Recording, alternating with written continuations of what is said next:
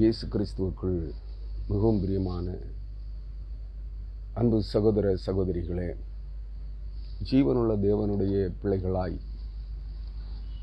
மரித்து உயிர்த்தெழுந்த இயேசு கிறிஸ்துவனுடன் சகோதர சகோதரிகளாய் அவருடைய இரத்தத்தினாலும் அவருடைய தூயாவியினாலும்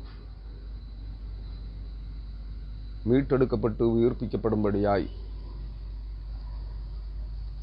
பரிசுத்தவான்களாய் மாற்றுருவாக்கம் செய்யப்படும்படியாய் அழைப்பை பெற்றிருக்கிற, தெரிந்து கொள்ளப்பட்டிருக்கிற, வேறு பிரிக்கப்பட்டிருக்கிற அன்புக்குரிய தேவஜனமே, அன்பு முகநூல் நண்பர்களே, இந்த செய்திகளை நேரலையிலே பார்க்கிற கேட்கிற அன்புக்குரிய உடன் கிறிஸ்துவின் பணிவிடையாளர்களே, ஊழியக்காரர்களே, விசுவாசிகளே, கிறிஸ்துவை அறிய விரும்புகிற, கிறிஸ்துவை குறித்து பரிசுத்த வேதாகமம் என்ன சொல்லுகிறது என்பதை கற்றுக்கொள்ள விரும்புகிற கிறிஸ்தவர்கள், கிறிஸ்துவை பின்பற்றுகிறவர்கள் எப்படி தங்கள் வாழ்வியல் நிலைப்பாடுகளை சீரமைத்துக் கொள்ள வேண்டும் என்பவைகளை குறித்து அறிந்து கொள்ள விரும்புகிற அன்பு புற சமயங்களை சார்ந்த, புற மதங்களை சார்ந்த, புற இனங்களை சார்ந்த அன்பு தேவனுடைய பிள்ளைகளே, கிறிஸ்துவை ஆராதிக்கிறோம் என்கிற நிலைப்பாட்டிலே நாம் அனைவரும் உடன் சகோதர சகோதரிகளே, கிறிஸ்துவுக்குள் உங்கள் அனைவரையும் நான் இந்த நாளின் காலை வேளையில் மனதார உங்களை இயேசு கிறிஸ்துவின் நாமத்திலே வாழ்த்தி, இயேசு கிறிஸ்துவின் சமாதானம் வாழ்க்கையிலே போராட்டங்களும் கலக்கங்களும் பயங்களும் நிறைந்த சூழல்களிலே நம் அனைவரோடும் நிறைவாக தங்கியிருக்கட்டும். அவருடைய ஆற்றல் மிக்க வார்த்தைகள் நமக்கு ஆலோசனை தீபங்களாய் ஏற்ற வேளைகளிலே கர்த்தருடைய ஆவியானவர் மூலமாய் நமக்கு தரப்படட்டும் என்று வேண்டி உங்களை வாழ்த்துகிறேன், உங்களை வரவேற்கிறேன். இந்த நாளின் செய்திக்காக உங்களை ஆயத்தமாய் அழைக்கிறேன். அருமையானவர்களே, நாம் தொடர்ந்து சிந்தனை செய்து வருகிற எரேமியா தீர்க்கதரிசியினுடைய தீர்க்க தரிசன புத்தகத்தின் 174வது செய்தியை இந்த நாளில் நாம் தியானிக்க இருக்கிறோம். அந்த 174வது சிந்தனைக்குரிய வேதாகம பகுதி எரேமியா தீர்க்கதரிசியின் புஸ்தகம் 38ஆம் அதிகாரம் 21 முதல் 23 வரையான வசனங்களை நான் இந்த நாளிலே உங்களோடு பகிர்ந்து கொள்ள விரும்புகிறேன். அருமையானவர்களே, நேற்றைய தினத்தில் 14 முதல் 20 வரையான வசனங்களை சிந்தனைக்காக தெரிந்து கொண்டிருந்தோம். நாம்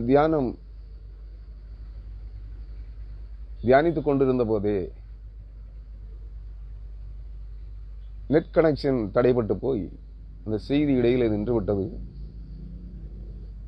அதனால அந்த முதல் செய்தியை, முதல் பாகத்தை போஸ்ட் செய்துவிட்டு பிற்பாடு 2வது பகுதியை நான் போஸ்ட் செய்திருக்கிறேன். அதை அநேகர் பார்த்திருக்கிறீர்கள், உங்களை வாழ்த்துகிறேன். அதை இரண்டையும் சேர்த்து இணைப்பதற்குரிய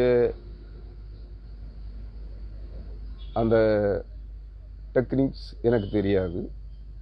2வது, அதற்குரிய சிஸ்டம் இருந்தால் மட்டும்தான் அதை செய்ய முடியும்.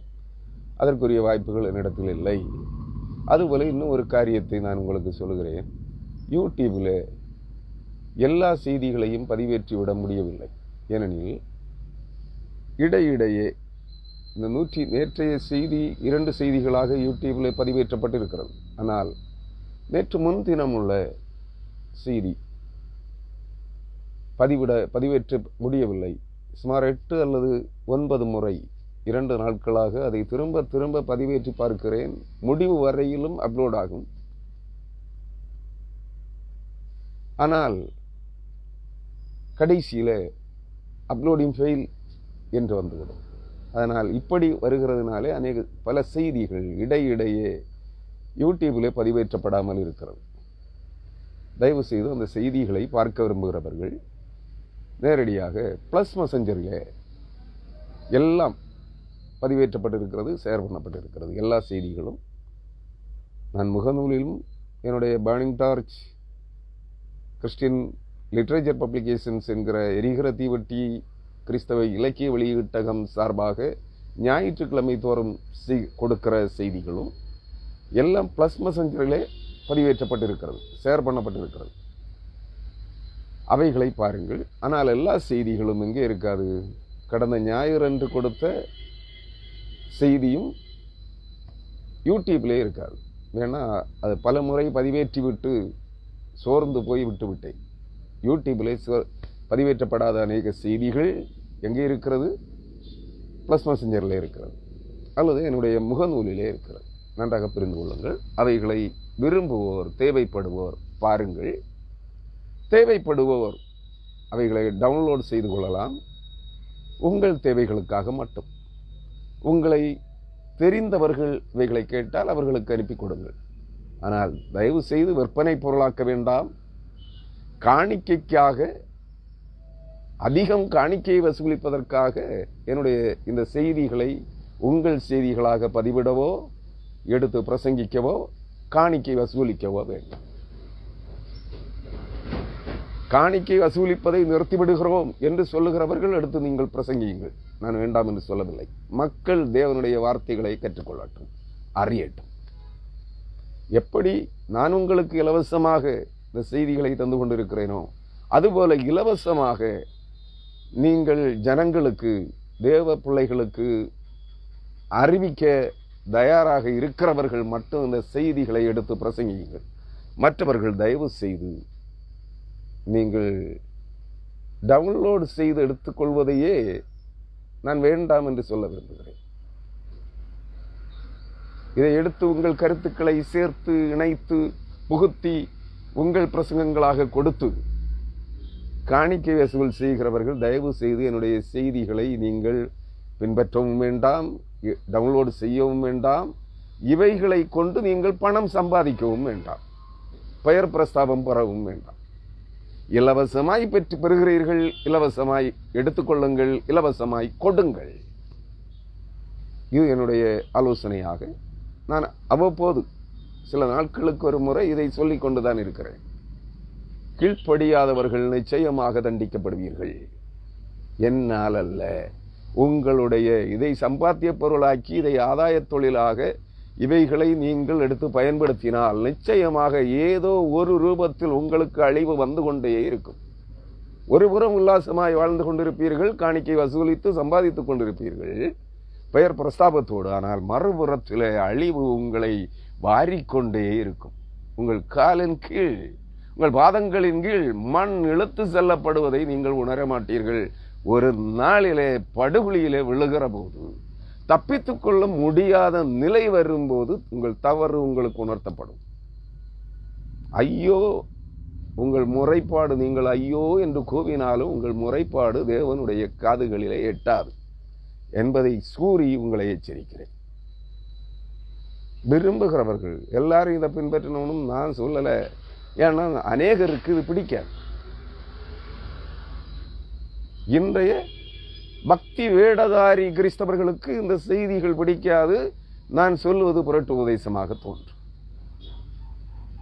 அதையும் கூறிக்கொள்ளுகிறேன்.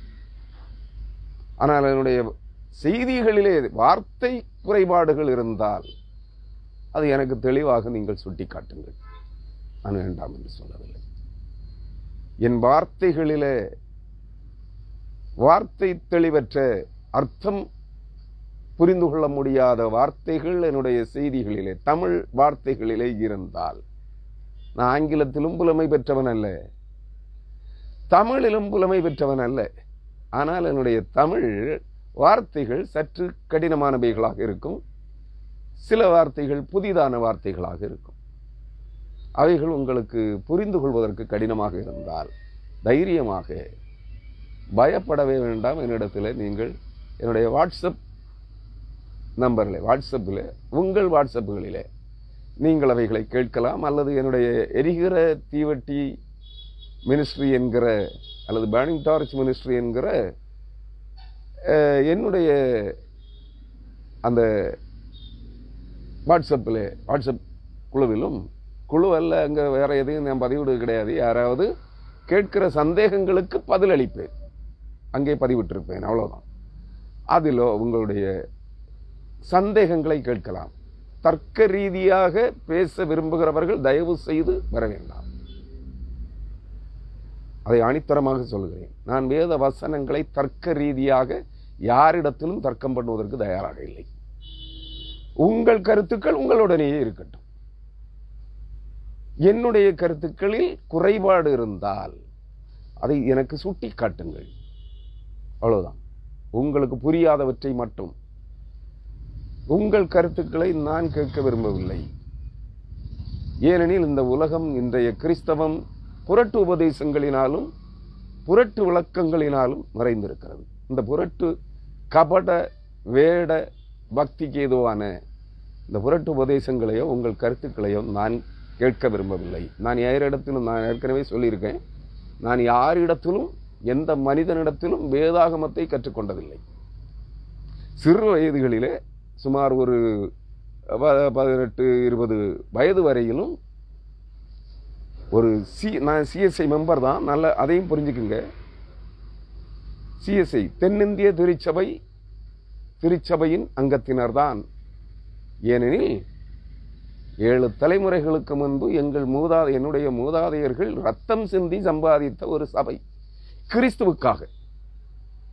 எங்கள் மூதாதையர்கள் பல முறை 5 முறை சுட்டரிக்கப்பட்ட 1796 முதல் 1856 வரை 5 முறை சுட்டரிக்கப்பட்டு நிர்மூலமாக்கப்பட்ட சபையை திரும்பவும் திரும்பவும் கட்டி எழுப்பி கிறிஸ்துவுக்காக எல்லாவற்றையும் இழந்தவர்கள் என்னுடைய மூதாதையர்கள். அந்த திருச்சபையை விட்டு நான் அதிலே பதவிக்காகவோ அதிலிருந்து வாழ்வு பெறுவதற்காகவோ நான் செல்வதில்லை. எங்கள் குடும்பத்தின் அங்கத்தினர்கள் அங்கே அந்த திருச்சபையிலிருந்து எந்த நன்மையையும் பெறுவதற்காக நாங்கள் அங்கு செல்வதில்லை. எங்களால் என்றதை கொடுப்போம். இப்பொழுது எங்களிடத்தில் ஒன்றும் இல்லை. அன்று இருந்தபோது எல்லாவற்றையும் கொடுத்தார்கள். இன்று எங்களிடத்தில் கொடுப்பதற்கு ஒன்றும் இல்லை. ஆலயத்திற்கு போகும்போது எங்களிடத்தில் இருப்பதில் காணிக்கையை கொடுக்கும். அங்கிருந்து எதையும் இலவசமாக பெற்றுக்கொள்வதோ எடுத்துக்கொள்வதோ எங்கள் குடும்ப கோவில் என்று சொல்லுவதோ எங்களுடைய இதல்ல. ஆனால் இன்றைய அதே திருச்சபையில் இருக்கிற இன்றைய ஆளுகைக்காரர்கள் அந்த திருச்சபையை 5-6 முறை எரித்து சுட்டரித்து தீக்கொளுத்தி அழித்தவர்களின் கூட்டம் இன்று அந்த திருச்சபையிலே ஆளுகிறவர்களாய் இருக்கிறார்கள். சபையை ஆளுகிறவர்களாய் இருக்கிறார்கள். என்ன சொல்லுகிறார்கள்?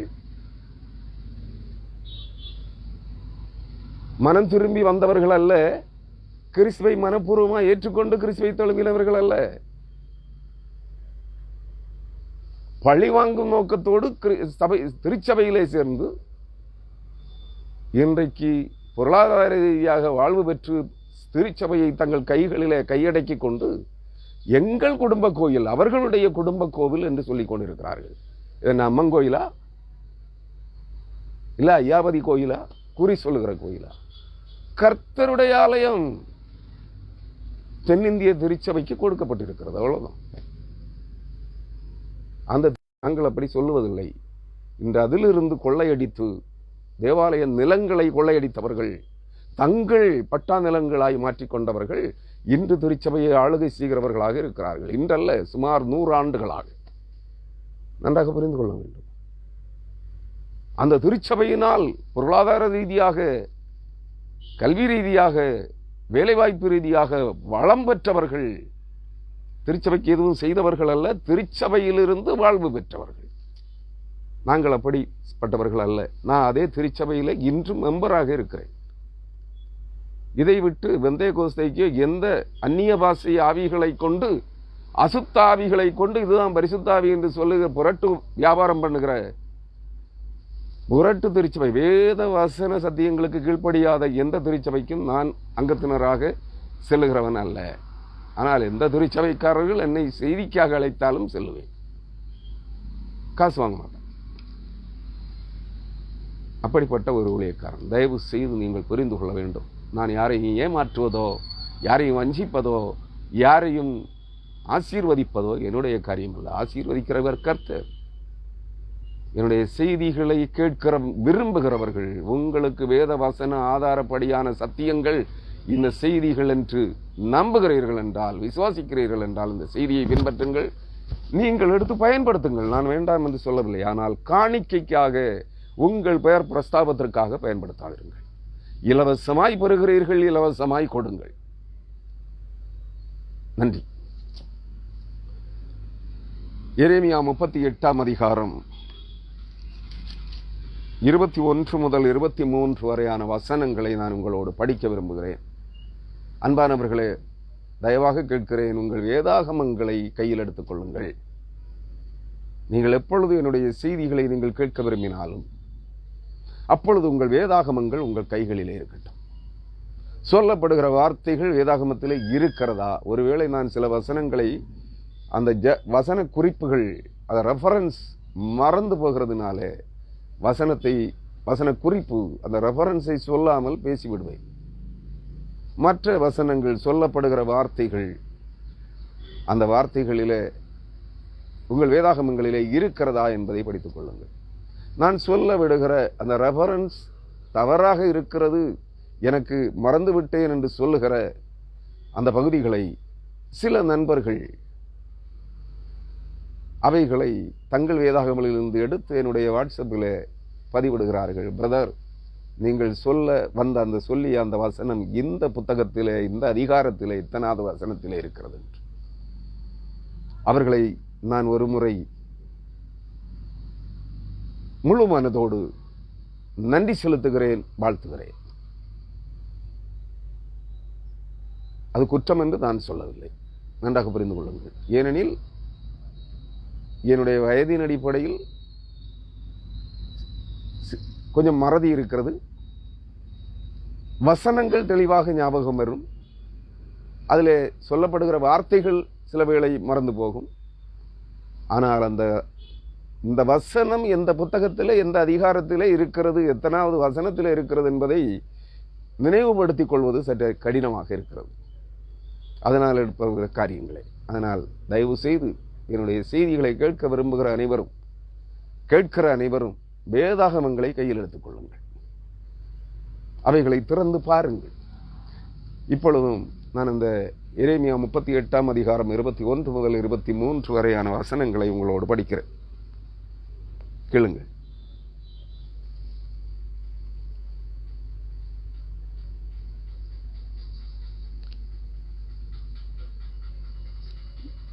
நான் புறப்படுகிறதில்லை என்று என்பீரேயாகில் கர்த்தர் எனக்கு தெரியப்படுத்தின வார்த்தையாவது.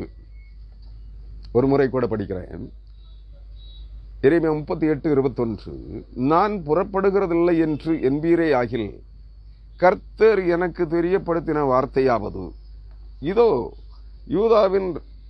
யூதா ராஜாவின் வீட்டிலே மீதியான எல்லா ஸ்திரீகளும், ஸ்திரீகள் என்றால் பெண்கள், எல்லா ஸ்திரீகளும் வெளியே பாபிலோன் ராஜாவின் பிரபுக்கள் அண்டையில் கொண்டு போகப்படுவார்கள்.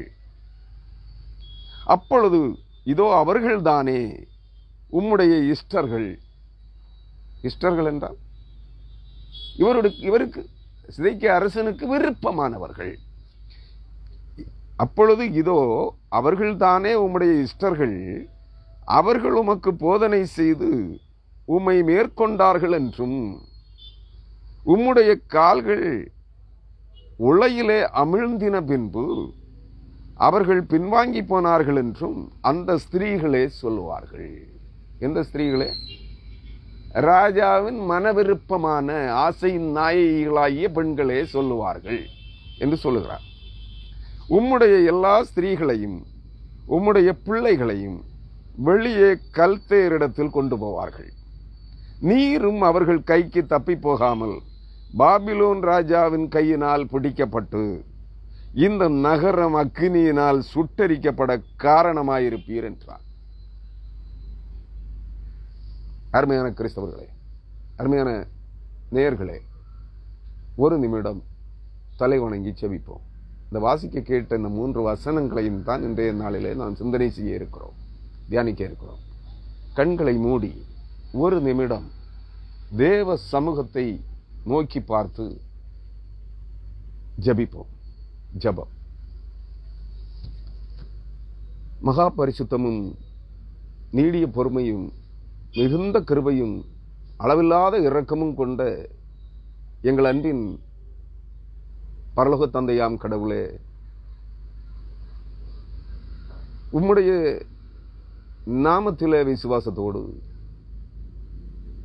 நீர் மனிதனாக இந்த பூமியிலே தோன்றின பொழுது நீர் தரித்து கொண்ட அந்த பெயரிலே இந்த இயேசு என்னும் நாமத்தின் மேல் விசுவாசத்தோடு உலகத்திலே வானத்திலும் பூமியிலும் பூமியின் கீழ் பாதாளத்திலும் இயேசு என்கிற நாமத்திற்கு ஈடான வேறொரு நாமம் இல்லை,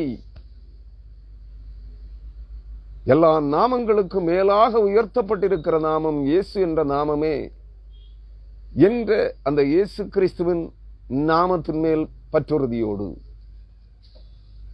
எங்களை ஆவிக்குரிய எல்லா நிலைகளிலும் வேதாகமத்தின் ஆழமான சத்தியங்களை, ரகசியங்களை, மறைபொருளானவைகளை, கருகலானவைகளை, கற்றுக்கொள்வதற்கு அரிதாயிருக்கிறவைகளை எங்களுக்கு கற்பிக்கிற, எங்களுக்கு வெளிப்படுத்துகிற பரிசுத்தாவியானவரின் நாமத்திலே விசுவாசத்தோடு அன்பு கடவுளே, இந்த நாளின் மதிய வேளையிலே எளியவர்களாகிய நாங்கள் உம்முடைய வார்த்தைகளை தியானிக்கும்படியாக கடந்து வந்திருக்கிறோம். தூய ஆவியானவர் தாமே பிதா, குமாரன், பரிசுத்த ஆவியனும் மூவர் ஒருவராயிருக்கிற, தேவைப்படுகின்ற போது வெவ்வேறு நிலைகளிலே வெளிப்பட்டு அவைகளை செயல்படுத்துகிற ஜீவனுள்ள தேவனே, உம்முடைய வார்த்தைகளை நாங்கள் தியானிக்கும்படியாக எங்களை ஆயத்தப்படுத்துகிறோம். எங்களிலே குறைகள் உண்டு, குற்றங்கள் உண்டு. நாங்கள் ஒன்றும் பரிசுத்தவான்கள் அல்ல. ஒருவேளை எங்கள் பார்வையிலே நாங்கள் சுயநீதிக்காரர்களாக இருந்தாலும், நீதிமான்களைப் போல எங்கள் எண்ணங்களிலே, எங்கள் சிந்தனைகளிலே, எங்கள் பார்வையிலே தோன்றினாலும், உம்முடைய பார்வையிலே நாங்கள் அசுத்தர்களும் அக்கிரமக்காரர்களும் அருவருப்பானவர்களும் அநீதிக்காரர்களும் அக்கிரமக்காரர்களுமாய் இருக்கிறோம். உம்முடைய தயவுள்ள இரக்கத்தினாலே எங்கள் பாவ குற்றங்களை எங்களுக்கு மன்னித்து எங்கள் பாவங்களை விட்டு நாங்கள் விலகத்தக்கதாக உமக்கு பிரியமில்லாத காரியங்கள் அனைத்தையும் நாங்கள் விட்டு விலகி உமக்கு பிரியமான பிள்ளைகளாய் கர்த்தருடைய பரிசுத்த நாமத்தை மகிமைப்படுத்துகிற பாத்திரங்களாய் நாங்கள் மாற்றப்பட எங்களை பக்குவப்படுத்தும், பரிசுத்தப்படுத்தும். எங்கள் குறைகளை, குற்றங்களை எங்களுக்கு உணர்த்தும். நாங்கள் மறந்து போன பாவங்கள், எங்களிலே மறைக்கப்பட்டிருக்கிற பாவங்கள், நாங்கள் வெளியே சொல்ல பயப்படுகிற மறைவான பாவங்கள், ரகசிய பாவங்கள் அனைத்தையும் எங்களுக்கு உணர்த்தும். அவைகள் அனைத்தையும் நாங்கள் வெளிப்படையாக உமது சமூகத்தில் அறிக்கை செய்ய அந்த ஆற்றலை, அந்த மன உறுதியை எங்களுக்கு தாரும். தூய் ஆவியானவர் மூலமாய் வேதத்தின் சத்தியங்களை நாங்கள் கற்று அறிந்து உணர்ந்து கொள்ளுகின்ற போது தூய் ஆவியானவர் எங்களோடு இடைபடுகிறீர் என்கிற அந்த உணர்வு, அந்த உணர்வை நாங்கள் அறிந்து உம்முடைய நாமத்தை மகிமைப்படுத்த எங்களுக்கு தெரிவித்தார். வேத சத்தியங்கள், கேட்கிற சத்தியங்களின்படி நாங்கள் வாழ்வதற்கு நீர் எங்களை பக்குவப்படுத்தும், பரிசுத்தப்படுத்தும். எங்களை தாழ்த்துகிறோம். உடைய வேத வசனங்களின் மூலமாய் எங்களை நடத்தும். நல்ல ஆலோசனை கர்த்தராய், வழிகாட்டியாய் எங்களோடு வாரும். நாங்கள் கற்றுக்கொள்வதோடு மட்டும் நின்று விடாதபடி கற்றுக்கொள்ளுகின்றவற்றை எங்கள் வாழ்விலே செயல்படுத்துகிறவர்களாயும், எங்கள் குடும்ப அங்கத்தினர்கள், பெண்களுக்கும், சிறுவர்கள், சிறுமிகள், சிறு பிள்ளைகள், கன்னியர்கள், வாலிபர்கள், முதியவர்கள் அனைவருக்கும், எங்களை சார்ந்தவர்களுக்கும் நாங்கள் அவைகளை எடுத்து சொல்லுகிறவர்களாய், உம்முடைய நாமத்தை அதன் மூலமாய் மகிமைப்படுத்துகிறவர்களாய் காணப்பட எங்களுக்கு கிருபித்தார். கற்றுண்டிருக்கிற சகல நிலைகளிலும் இருந்து எங்களை மீட்டு விடுதலையாக்கும். தூய் ஆவியானவரோட ஆற்றல் நிறைந்த வார்த்தைகளால் எங்களை புதிய சிருஷ்டிகளாய், உம்முடைய பரிசுத்தத்திற்கு வந்திட்டத்தக்க பரிசுத்தவான்களாய் மாற்றும். நீர் பரிசுத்தராய் இருக்கிறது போல நாங்களும் பரிசுத்தர்களாய் மாற்றப்பட கிருபை செய்யும். உம்முடைய வார்த்தைகள் எங்களை பரிசுத்தமாக்கட்டும் ஆண்டவரே. எங்களை தாழ்த்தி உமது கரங்களிலே தருகின்றோம். உம்முடைய பரிசுத்த நாமத்தை மகிமைப்படுத்துவதற்கு ஏதுவான பரிசுத்த பணிவிடை பாத்திரங்களாய் எங்களை மாற்றும். குறைகளை, குற்றங்களை தயவாக மன்னித்து நிறைவான ஆசீர்வாதங்களினாலும் ஞான நன்மைகளினாலும் உம்முடைய கிருபையின் ஈவுகளினாலும் எங்களை நிரப்பும்படியாய் விசேஷமாக ஆவிகளை பகுத்தறிகிற இந்த நாட்களிலே செயலாற்றி கொண்டிருக்கிறார். கிறிஸ்துவின் ஜனங்களின் மத்தியிலே பல்வேறு நிலைகளிலே செயல்பட்டு கொண்டிருக்கிற பலவிதமான ஆவிகளை பகுத்தறியத்தக்கதான ஆவிகளை பகுத்தறிகிற வரத்தை, கிருபை வரத்தை எங்களுக்கு கிருபையாய் தந்தருளும்படியாய் விரும்புகிற அனைவருக்கும் அந்த ஆவிகளை பகுத்தறிகிற ஞானத்தை, வரத்தை கொடுக்கும்படியாய் அன்பு கடவுளை மது சமூகத்தில் மன்றாடி மது சமூகத்தில் ஜெபிக்கிறோம். இயேசு கிறிஸ்துவின் வழியாக ஜெபிக்கிறோம். ஜெபங்களும் எங்கள் ஜீவனுள்ள நல்ல பிதாவே, ஆமென். கிறிஸ்துவுக்குள் மிகவும் பிரியமான அன்பு சகோதர சகோதரிகளே, நாம் இப்பொழுது அந்த 3 வசனங்களையும் தியானிக்கவிருக்கிறோம். நேற்றைய தினத்திலே அந்த 2ஆம் பாகம் செய்தியிலே எரேமியா விடத்திலே ரகசியமாக கர்த்தருடைய ஆலயத்தின் 3ஆம் வாசலிலே அமர்ந்து எரேமியா தீர்க்கதரிசியின் இடத்தில் ரகசியமாய் கர்த்தருடைய வார்த்தையையும் ஆலோசனையையும் கேட்டு அறிந்து கொண்ட அந்த எரேமியா தீர்க்கதரிசிக்கு, சிதேக்கியா அரசனுக்கு எரேமியா சொன்ன முதலாவது ஆலோசனையை கேட்டோம். கர்த்தருடைய வார்த்தைகளை நேற்றைய தினம் வரையிலும் சிந்தித்தோம். இன்றைக்கு அந்த எரேமியா சொன்ன 2வது ஆலோசனை, நீர் கர்த்தருடைய வார்த்தைகளுக்கு கீழ்ப்படிந்திருந்தால், அந்த 20ஆம் வசனத்திலே பிற்பகுதி அதுதான் சொல்லுகிறது, கர்த்தருடைய வார்த்தைக்கு செவிகொடும், அப்பொழுது உமக்கு நன்மையாய் இருக்கும், உம்முடைய ஆத்துமா பிழைக்கும் என்று நல்ல ஆலோசனை, வாழ்வுக்கு ஜீவனுக்கு ஏதுவான ஆலோசனையை கர்த்தருடைய வார்த்தைகளை கொண்டு எரேமியா சிதேக்கியா அரசனுக்கு சொன்னான். எங்கிருந்து சொன்னான்? கர்த்தருடைய ஆலயத்தின் 3ஆம் வாசலில் பகுதியில் இருந்து. இப்பொழுது இன்றைய சிந்தனைக்குரிய பகுதி, அவனுடைய அந்த கர்த்தருடைய ஆலயத்தின் உள் 3ஆம் வாசலின் நடை அருகில் இருந்து ரகசியமாக பிரபுக்களோ யூதர்களோ கேள்விப்படாத வண்ணம் கர்த்தருடைய சமூகத்திலிருந்து எரேமியா தீர்க்கதரிசி சிதேக்கியா அரசனுக்கு கூறிய இன்னொரு ஆலோசனை என்ன என்பதை சிந்திக்க இருக்கிறோம். நான் புறப்படுகிறது இல்லை என்பீரேயாகில் கர்த்தர் எனக்கு தெரியப்படுத்தின வார்த்தையாவது என்று சொல்லி எரேமியா அந்த பிற்பகுதியை ஆரம்பிக்கிறான். அது நெகட்டிவ் சைடு. நீ கர்த்தருடைய வார்த்தைக்கு செவி கொடுத்து அதற்கு கீழ்ப்படியவில்லை என்றால்,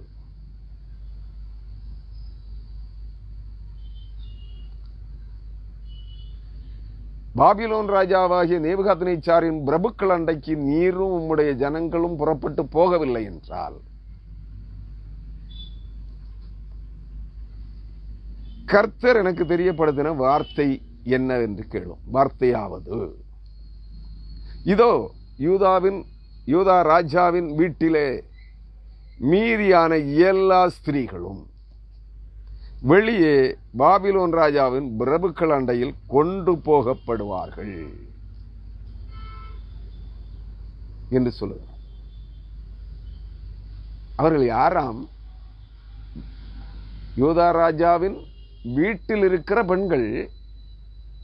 ஒன்றில் அவனது தாய் அல்லது தாய் முறை உறவில் உள்ளவர்களாக இருக்கலாம், அல்லது அவனுடைய மனைவியாக இருக்கலாம். மனைவிகள் என்று சொல்வதற்குரிய வாய்ப்பில்லை, மனைவியாக இருக்கலாம், அல்லது அவனுடைய சகோதரிகளாக இருக்கலாம், அல்லது அவனுடைய சகோதரர்களின் மனைவிகளாக இருக்கலாம். ஆனால் இங்கே என்ன சொல்லப்படுகிறது? அப்பொழுது இதோ அவர்கள் தானே உம்முடைய இஷ்டர்கள். அப்படி என்றால் இவனுக்கு மனைவி மட்டுமல்ல, உரிமையான சுதந்திரவாளியான மனைவியை தவிர வேறு அநேக பெண்கள் இருந்திருக்கிறார்கள், ஸ்திரீகள். தாய்முறை உறவில் உள்ளவர்கள் அல்ல, சகோதரி உறவு முறையில் உள்ளவர்கள் அல்ல, சகோதரர்களுடைய மனைவிகள் அல்ல, ஆனால் அவனுடைய பெண்களும் அல்ல. இந்த குறிப்பிடப்படுகிற பெண்கள் யார்? அவனுடைய ஆசை நாயகிகள். அவன் யூதாவிலே அரசன் அல்லவா? அநேக வைப்பாட்டிகளை வைத்துக் கொண்டிருக்கிறான். எத்தனை பேர் என்று எண்ணிக்கை சொல்லப்படவில்லை. பெண்கள் பலர் என்பது தெரிகிறது. அருமையானவர்களே, மீதியான எல்லா ஸ்திரீகளும் எல்லா பெண்களும் வெளியே பாபிலோன் ராஜாவின் பிரபுக்கள் அண்டையில் கொண்டு போகப்படுவார்கள். அப்பொழுது இதோ அவர்கள் தானே, எவர்கள்? அந்த பெண்கள் தானே சொல்லுவார்கள். யாருடைய? சிதேக்கியா அரசனுடைய ஆசை நாயகிகளாகிய வைப்பாட்டிகள் தானே சொல்லுவார்கள். அவர்கள் தானே உம்முடைய இஷ்டர்கள். அதாவது இஷ்டர்கள் என்றால் மன விருப்பத்தின் ஆசை நாயகிகள். இஷ்டர்கள். இங்கே ஆசை நாயகி என்ற வார்த்தையை இந்த டிரான்ஸ்லேஷன்ல அதை தொகுத்தவர்கள் எழுதவில்லை. இன்றைக்கும் அந்த அப்படிப்பட்ட வார்த்தைகளை சொல்வதற்கு அநேக கிறிஸ்தவர்கள் தயங்குகிறார்கள். ஆனால் அவை அப்படி செயல்படுகிறவர்களே அந்த வார்த்தைகளை சொல்ல தயங்குகிறார்கள். கேட்டா அந்த வார்த்தை அருவருப்பா இருக்கு. என்னிடத்தில் அப்படி சொன்னால் நீ அப்படித்தானே நடக்கிறாய், அந்த காரியத்தை தானே நீ செய்து கொண்டிருக்கிறாய், அது உனக்கு அருவருப்பா தெரியலையா? அது சுகமா இருக்கா? இன்பமா இருக்கா? அந்த வார்த்தையை சொல்ல தயங்குகிறாயே. வாயை மூடிட்டு போயிடுவாங்க.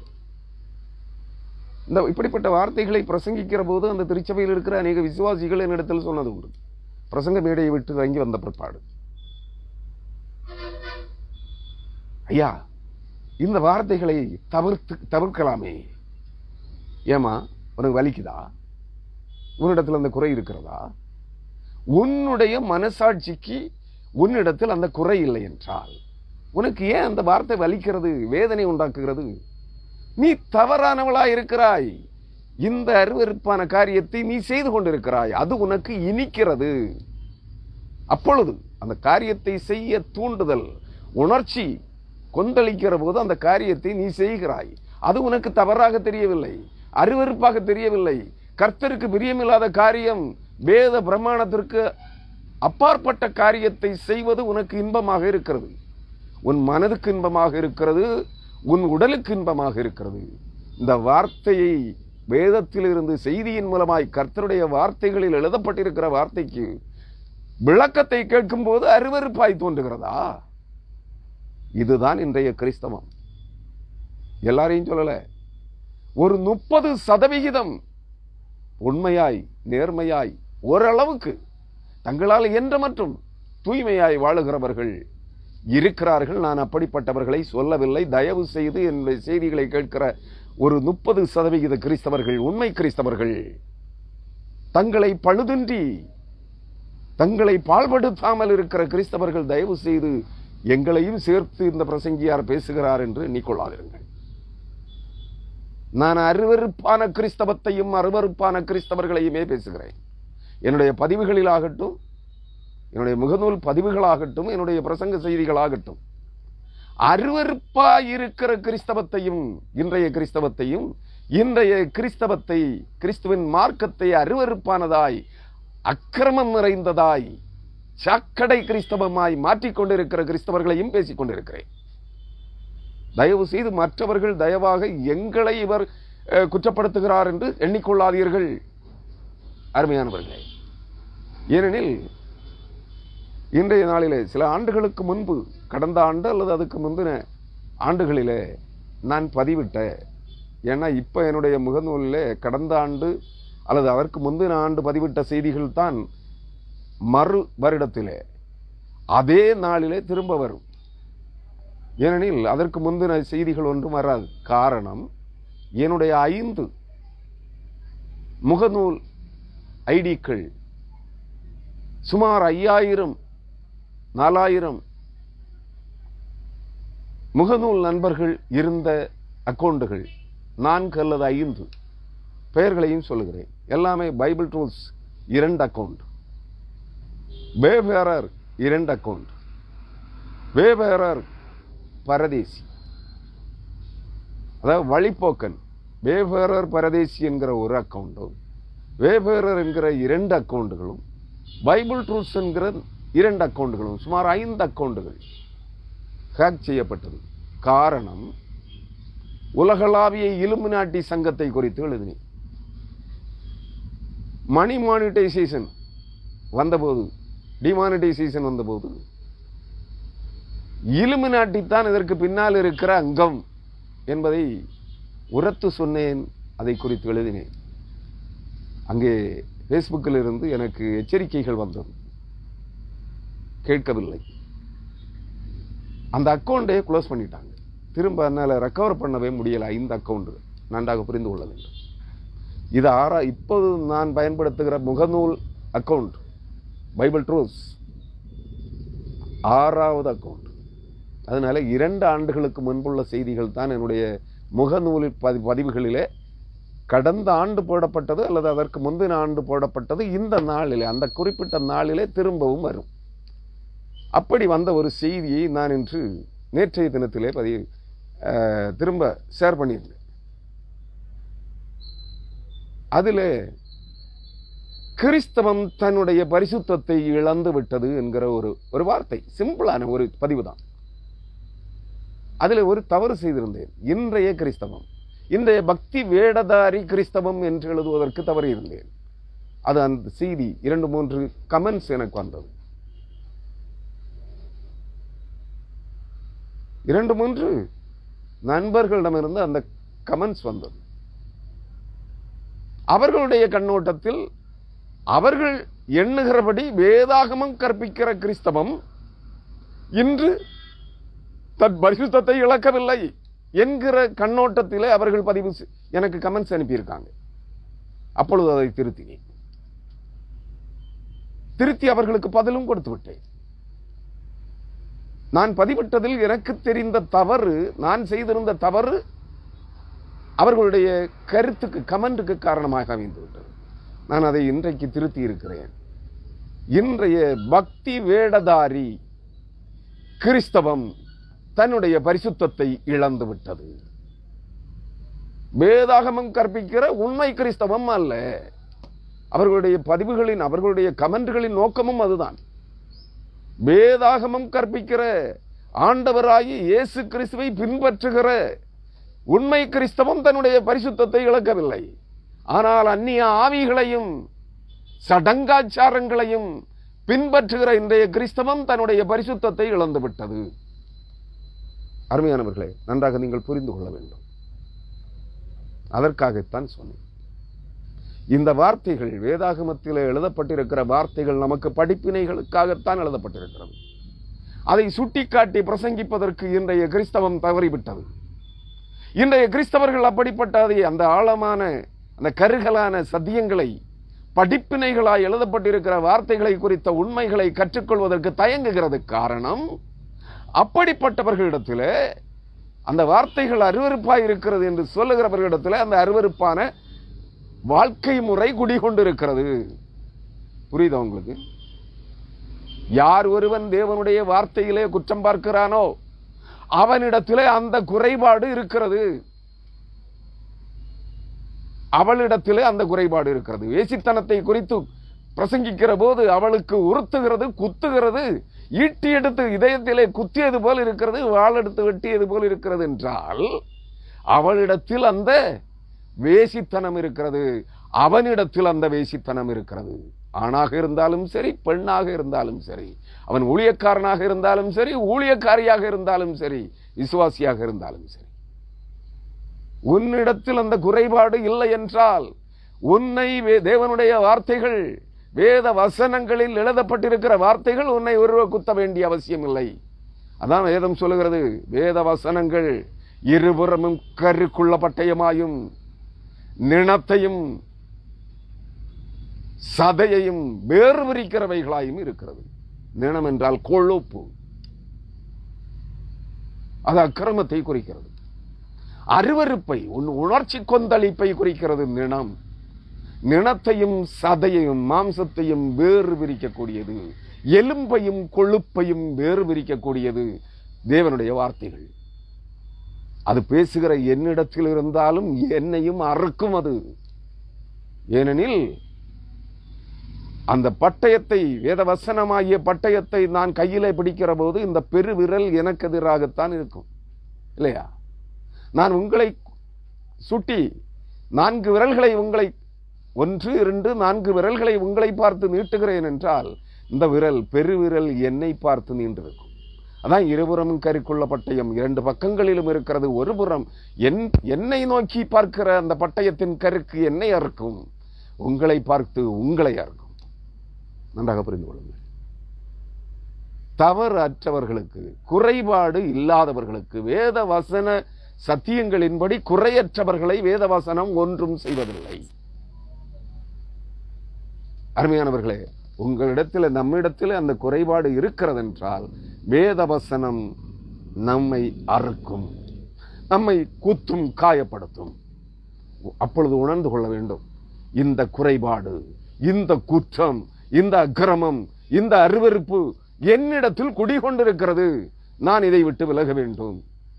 பிரசங்கியார் என்னை பார்த்து நேரடியாக காயப்படுத்தவில்லை, என் குற்றத்தை சுட்டி காட்டுகிறார். அந்த செய்தி குற்றத்தை சுட்டி காட்டுகிறது. அவருக்கு என்னை குறித்து எதுவும் தெரியாது என்பதை நீ அறிந்திருக்க வேண்டும்.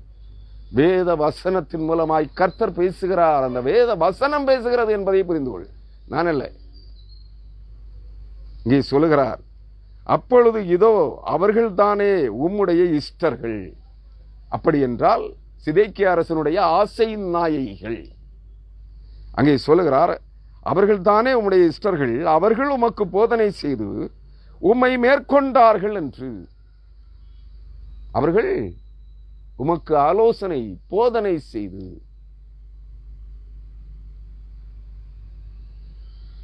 அதான் தலையணை மந்திரம் என்பார்கள் இல்லையா? எனக்கு தெரியாது, ஏன்னா நான் திருமணமாகாதவன், என்ற பெண்ணோடும் தொட்டு கூட பார்க்காதவன், ஒரு பெண்ணின் சரீரத்தை தொட்டு கூட பார்க்காதவன். எனக்கு அதை பற்றி தெரியாது, கேள்விப்பட்டிருக்கிறேன். தலையணை மந்திரம் அதான போதனை. கணவனை அல்லது ஆசை நாயகனை தன் வசப்படுத்தி தன் கட்டுப்பாட்டுக்குள் வைத்திருப்பதற்காக பெண்கள் பயன்படுத்துகிற ஒரு பொல்லாத கூர்மையான ஆயுதம் தலையணை மந்திரம். அதைத்தான் இங்கே அவர் சொல்லுகிறார். என்ன சொல்லுகிறார்? அவர்கள் உமக்கு போதனை செய்து உம்மை மேற்கொண்டார்கள். ஏன்னா எல்லா நேரங்களிலும் ஒரு ஆண்மகனை ஒரு பெண் தன் வசப்படுத்திக் கொள்வதற்காக வசப்படுத்துகிற ஆலோசனைகளை, போதனைகளை அவனுக்கு சொன்னால் அவன் கேட்க மாட்டான். ஆனால் ஒரே ஒரு நேரம், எது? உடலின் உணர்ச்சிகளின் கொந்தளிப்புகள் பொங்கி எழும்புகின்ற போது அதை தணித்துக் கொள்வதற்காக அவன் ஒரு ஆசை நாயகியிடத்திலே அல்லது மனைவியினிடத்திலே அல்லது ஏதோ ஒரு பெண்ணிடத்திலே அவன் இணங்குகின்ற போது அவள் சொல்லுவது அவனுக்கு வேத வாக்காக இருக்கும். அதற்கு அவன் கட்டுப்படுவான். இதுதான் இதுக்கு அர்த்தம். நன்றாக புரிந்து கொள்ளுங்கள். கஷ்டமா இருக்கா கேட்கறதுக்கு? எந்த அனுபவமும் இல்லாத, பெண்களை தொட்டே பாராதவன் இப்படி பேசுகிறான் என்று கேள்விப்பட்டிருக்கிறேன். அவ்வளவுதான், வேற ஒன்றும் இல்லை. எல்லாம் கேள்வி ஞானம்தான். இந்த வேத வசனங்களின் ஆழமான ரகசியம் அதுதான். அங்கே அதனால் தான் சொல்லுகிறார், அவர்கள் உமக்கு போதனை செய்து உம்மை மேற்கொண்டார்கள், வசப்படுத்தி விட்டார்கள். பாபிலோன் ராஜாவின் கீழ் அடங்க வேண்டாம், நமக்கென்று ஒரு பட்டாளம் இருக்கிறது, நமக்கென்று ஒரு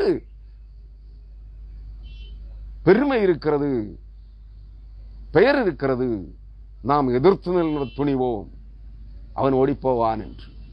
அருமையானவர்களே, அதான் தலையணை மந்திரம் அல்லது அவர்களுடைய துராலோசனைகள், கர்த்தருக்கு விரோதமான ஆலோசனைகள். இந்த இடத்துல நீங்கள் சத்துருக்களுக்கு எதிர்த்து நிற்பதை உங்கள் மனைவிமார்கள், உங்கள் ஆசை நாயகிகள், உங்கள் வீட்டு பெண்கள் சொல்லுகிற ஆலோசனையை கேட்க வேண்டாம் என்று நான் சொல்லவில்லை. ஆனால் கர்த்தருடைய ஆலோசனைக்கு எதிர்மறையாக, கர்த்தருடைய வார்த்தைகளுக்கு,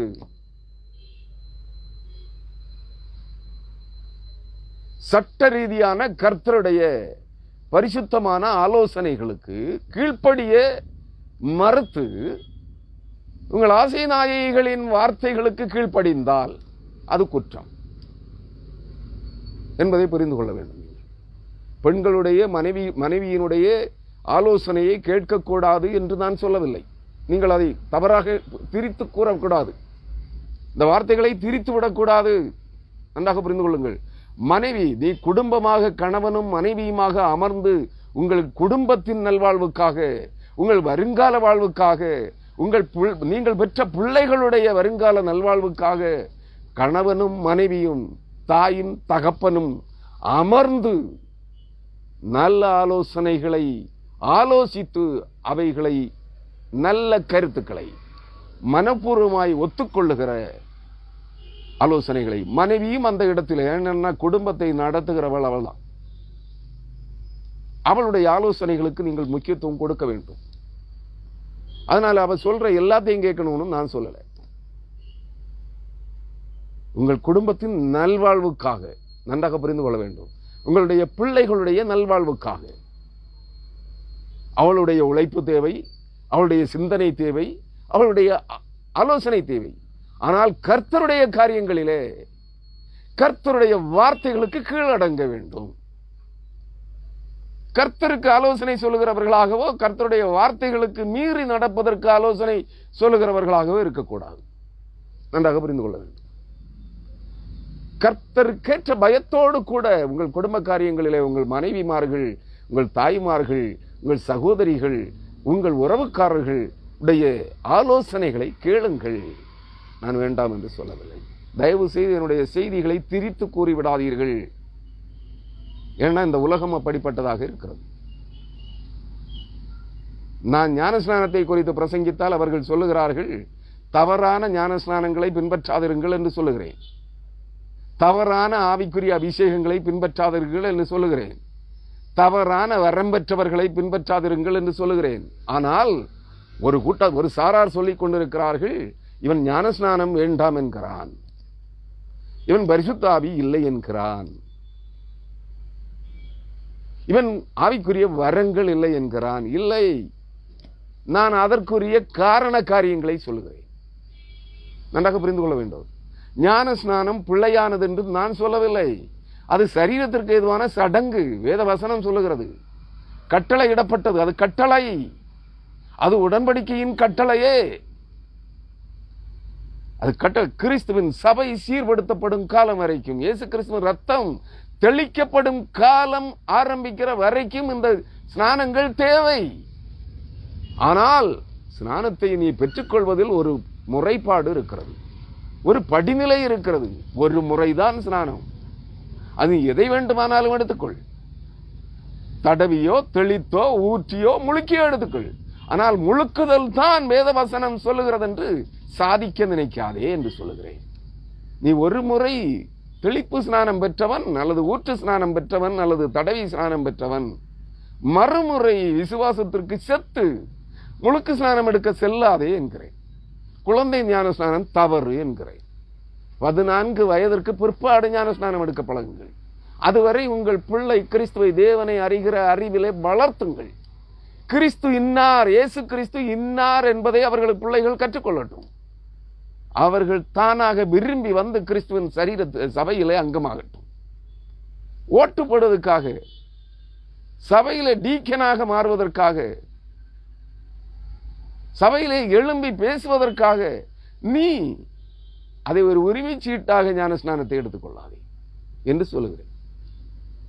திரித்து கூறாதீர்கள். நான் சொல்லுவதின் பொருள் அர்த்தம் என்ன என்பதை நீங்கள் சிந்தியுங்கள். முதலாவது, நான் ஞான ஸ்நானத்துக்கு எதிரானவன் அல்ல, முழுக்கு ஸ்நானத்துக்கும் எதிரானவன் அல்ல. ஆனால் வேதத்தில் சொல்லப்பட்டிருக்கிற முழுக்கு ஸ்நானத்தை பெற்றுக் கொள்ளுங்கள் என்கிறேன். அது சிலுவை பாடுகளின் உபத்திரவங்கள். அதுதான் அக்னி ஸ்நானமும் கூட, அல்லது அக்னி அபிஷேகமும் முழுக்கு ஸ்நானமும் சிலுவை பாடுகளாகிய உபத்திரவங்களே. உங்கள் சிலுவைகளாகிய உபத்திரவங்களை நீங்களே சுமந்து செல்ல பழகுங்கள். அதை உங்களுக்காக ஜபிக்கிறவனுடைய தோளிலே சுமத்தாதிருங்கள். உங்களுக்காக யாரும் ஜபிக்க முடியாது. பரிந்து பேசலாமே தவிர உன் துக்கங்களை, சுக துக்கங்களை நான் எடுத்துக்கொள்ள முடியாது. நீ சுகமாய் வாழ்வதற்காக உன் சுக துக்கங்களை நான் சுமக்க முடியாது. நன்றாக புரிந்து கொள்ள வேண்டும். அதை நீங்கள் தான் சுமக்கணும். உங்கள் சிலுவைகள், அதான் சுக துக்கங்கள், வேதனைகள், உங்கள் உபத்திரவங்களை நீங்க தான் சுமக்க பழகணும். கிறிஸ்துவை பின் செல்லணும். அதான் ஒருவன் என்னை பின்பற்றி வர விரும்பினால் தன்னைத்தான் வெறுத்து தன் சிலுவையை எடுத்துக்கொண்டு என்னை பின்பற்ற கடவன். நீங்கள் கிறிஸ்துவின் சிலுவையை சுமக்க வேண்டாம். நான் அதைத்தான் சொல்றேன். அதுதான் அக்கினி ஸ்நானம், அக்கினி அபிஷேகமும் முழுக்கு ஸ்நானமும். அதுதான் தண்ணீரில் முழுகுவதனால் உன் இருதயம் சுத்திகரிக்கப்படாது, உன் ஆத்மா கழுவப்படாது, உன் ஆத்மா, ஆவி, ஆத்மா, சரீரம், இருதயம் கழுவப்பட்டு பரிசுத்தமாகாது. அதை புரிந்து கொள். முதலாவது அதுதான் வேதத்தை கற்றுக்கொள்ளுங்கள். முதலாவது உங்கள் பிள்ளைகளுக்கு கற்பியுங்கள். ஞானஸ்நானம் பெறுவதற்கேற்ற தகுதி வரும் வரையிலும் பிள்ளைக்கு ஞானஸ்நானம் கொடுக்காதீர்கள். அதுக்கு நீங்க 8ஆம் நாளிலே இயேசு கிறிஸ்து விருத்த சேதனம் செய்யப்பட்டார், ஆலயத்திலே கொண்டு போய் பிரதிஷ்டை செய்தார்கள், விருத்த சேதனம் அவருக்கு பெயர் தரித்தார்கள் என்று அது 8ஆம் நாள் ஞானஸ்நானம் என்று எடுத்துக்கொள்ளாதீர்கள். விருத்த சேதனம் ஆண் பிள்ளைகளுடையது. ஆண் உறுப்பின் நுனி தோல் வெட்டப்படுதல், அது சடங்கு, யூதர்களுக்கானது, இஸ்ரவேலர்களுக்கான சடங்கு. நீ அதை ஞானஸ்நானம் என்று சொல்லிக் கொண்டிருக்கிறாய். முரண்பாடு இல்லையா? நன்றாக புரிந்து கொள்ளுங்கள். நீ ஆலயத்திலே 8ஆம் நாளிலே பிள்ளையை கொண்டு போய் பிரதிஷ்டை செய்வது, போதகரிடத்திலே கொடுத்து ஜபிப்பது வேண்டாம் என்று நான் சொல்லவில்லை. போதகர் கைகளிலே பிள்ளையை ஏந்தி ஜபிப்பது, கர்த்தருடைய சமூகத்திலே தூக்கி, நான் வேண்டாம் என்று சொல்லவில்லை. ஆனால் பிள்ளைக்கு ஞானஸ்நானம் கொடாதே என்று சொல்லுகிறேன். 14, 13 வயது முடிந்த பிற்பாடு, 14 வயதிற்கு பிற்பாடு, அந்த 14 வயது வரை இயேசு கிறிஸ்துவை குறித்த சத்தியங்களை பிள்ளைக்கு கற்பித்து பிள்ளையை இயேசுவை பின்பற்றுகிறவனாக மாற்று. அதுக்கப்புறம் பிள்ளை தானாக விரும்பி நான் கிறிஸ்துவின் சபையிலே அங்கமாக வேண்டும் என்று விருப்பத்தோடு சென்று ஞானஸ்நானம் எடுக்கட்டும். நான் டிகே எலெக்ஷனுக்கு நிக்கணுங்கிறதுக்காக வந்து ஞானஸ்நானம் எடுக்கிறதில்லை. டிகேனாருக்கு ஓட்டு போடணுங்கிறதுக்காக ஞானஸ்நானம் எடுக்க வராது. இந்த சடங்காச்சாரங்களை வெறுத்து இதைகளை வேண்டாம் என்கிறேன். புரியலையா? திரித்து கூறாதிருங்கள். பரிசுத்த ஆவியானவர் இல்லை என்று நான் சொல்லவில்லை. இங்கே இன்றைய கிறிஸ்தவ உலகத்திலே செயல்படுகிற ஆவிகள் பரிசுத்த ஆவிகள் அல்ல, பரிசுத்த ஆவி அல்ல. அந்நிய ஆவிகள், உலகத்தின் பலவிதமான ஆவிகள், தீர்க்க தரிசன ஆவிகள், தீர்க்க தரிசிகளின் ஆவிகளே. பரிசுத்த ஆவியானவருடைய தீர்க்க தரிசனம் வரம் அல்ல. இங்கே செயல்படுகிற ஆவிகள் அனைத்தும் அந்நிய ஆவிகளே. அப்படி பரிசுத்த ஆவியானவருடைய பண்பு இயல்புகள், பரிசுத்த ஆவியானவர் உங்களுக்கு தீர்க்க தரிசனம் சொன்னால் அவர் வேத வசன சத்தியங்களின் படி நடத்துவார் உங்களை. நீங்கள் அப்படி நடக்கிறவர்களாய் இருக்க வேண்டும். இல்லையே, உங்களிடத்தில் நற்பண்புகள் இல்லையே, ஆவிக்குரிய நற்கனிகள் என்பதிலும் ஒன்று கூட இல்லையே.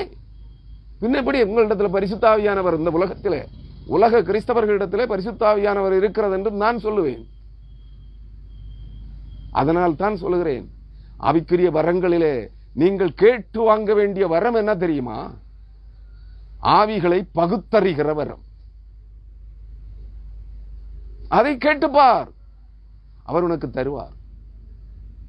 அப்பொழுது தெரியும் இந்த உலகத்தில் என்னென்ன ஆவிகள் எல்லாம் செயல்பட்டு கொண்டிருக்கிறது. அது வரைக்கும் தெரியாது. நீ எல்லாத்தையும் பரிசுத்த ஆவின்னு தான் நினைப்ப. நன்றாக புரிந்து கொள்ளுங்கள் அன்பானவர்களே. குறை கூறுவதை விட்டுவிட்டு உனக்கு அதிலே சந்தேகம் இருக்கிறது என்றால், இந்த வார்த்தையிலே எனக்கு சரியாக புரியவில்லை, இந்த வார்த்தையை குறித்து எனக்கு தெளிவுபடுத்துங்கள் என்று சொன்னால் நான் உங்களுக்கு தெளிவுபடுத்துகிறேன். நன்றாக புரிந்து கொள்ளுங்கள். அதுபோலதான் இங்கேயும் இந்த வசனம், இங்கே அங்கே என்ன சொல்லப்படுகிறது? அவர்கள் என்றால் உம்முடைய ஆசை நாயைகள், உமது மனதுக்கு விருப்பமானவர்கள், நீர் விரும்பி நேசிக்கிற வீட்டு பெண்கள், உன் வைப்பாட்டிமார்.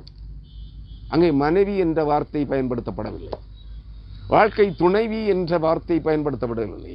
அவர்கள் உமது இஷ்டர்கள், உமது வீட்டு பெண்கள். புரியுது அவங்களுக்கு? ஆசை நாயைகள், உடல் உறவுக்காக, காம இச்சைகளை தணித்துக் கொள்வதற்காக பயன்படுத்தப்படுகிற பெண்கள். இப்ப விளங்குதா? அவர்கள் உமக்கு போதனை செய்து, அதைத்தான் சொன்னேன், தலையணை மந்திரம். தங்கள் கைகளிலே அவர்கள் வசப்படுத்துகிறார்கள். அவளை பார்க்கிலும் என்னை அதிகமாய் நேசிக்க வேண்டும், இவளை பார்க்கலும் என்னை அதிகமாய் நேசிக்க வேண்டும் என்று ஒவ்வொரு பெண்களும் விரும்புகிறார்கள். இன்றைய ஆண் சமுதாயம் கெட்டு சீரழிவதற்கு காரணம் இதுதான். நன்றாக புரிந்து கொள்ளுங்கள். அங்கே அரசனை கெடுத்து போடுகிறவர்கள் கர்த்தர் அதை அவனுக்கு எரேமியாவின் மூலமாய் சுட்டி காட்டுகிறார். நீ கெட்டு சீரழிவதற்கு காரணம் உன் ஆசை நாயைகளின் துர்போதனைகளே, ஆலோசனைகளே சொல்லாமல் சொல்லுகிறார். விளங்குதா? இங்கே பாருங்கள், அவர்கள் உமக்கு போதனை செய்து உம்மை மேற்கொண்டார்கள். மேற்கொண்டார்கள்னா ஆசை நாயைகள் வைப்பாட்டிகளின் காம இச்சையை அடக்குவதற்கு பயன்படுத்தப்படுகிற விபச்சாரிகள். பச்சையா சொன்னா அவர்கள் இவனுக்கு மறுமனையாட்டிகளாயிருக்கிறார்கள், ஆசை நாயைகளாயிருக்கிறார்கள். மனைவி அல்ல, நான் மனைவியை குற்றப்படுத்தவில்லை. மறுமனையாட்டிகளாகிய வைப்பாட்டிகள் என்கிற ஆசை நாயைகளை சொல்லுகிறேன். அவர்களுடைய ஆலோசனையின்படி நீ நடந்து அவர்களுக்கு நீ அடிமையாயிருக்க மேற்கொள்ளப்பட்டிருக்கிறாய். அவர்களுடைய ஆலோசனைகளால் நீ மேற்கொள்ளப்பட்டிருக்கிறாய், அவர்களுக்கு நீ அடிமையாயிருக்கிறாய் என்று சொல்லாமல் சொல்லுகிறார் எரேமியா. நன்றாக புரிந்து கொள்ளுங்கள். உம்முடைய கால்கள் மனையிலே உளையிலே, உளை என்றால் சேறு. எரேமியாவை உளையான சேற்றிலே, கிணற்றின் ஆழத்திலே, தண்ணீர் இல்லாத கிணற்றிலே இருந்த உளையான சேற்றிலே தூக்கி போட்டு அங்கே அவன் புதைந்தான், அமிழ்ந்தினான். அதுபோல இந்த சாக்கடை, எந்த சாக்கடையிலே காம இச்சைகளை தணித்துக் கொள்ளும்படியாக அவனை வசப்படுத்தி இருக்கிற ஆசை நாயைகளின் போதனையாகிய சாக்கடையிலே அவன் அமழுகின்ற போது அதன் பலனாக பாபிலோன் ராஜாவாகிய நேபுகாத்நேச்சாரின் சேனைகள் அவனை கைது செய்து சிறைபிடிக்கின்ற போது அவன் அப்பொழுது அந்த சேற்றிலே, அந்த காம சேற்றிலே, விபச்சார வேசித்தன சேற்றிலே அவன் முழுகுவதின் பிரதிபலனை காண்பாய் என்று சொல்லுகிறார். நீ அமிழ்ந்தின பின்பு உன் கால்கள், உம்முடைய கால்கள் உளையிலே, உளையான சேற்றிலே, ஊத்தையும் அழுக்குமான, புரியுதா உங்களுக்கு? ஊத்தையும். செப்பனியா 3ஆம் அதிகாரம் 1ஆம் வசனம் சொல்லுகிறது.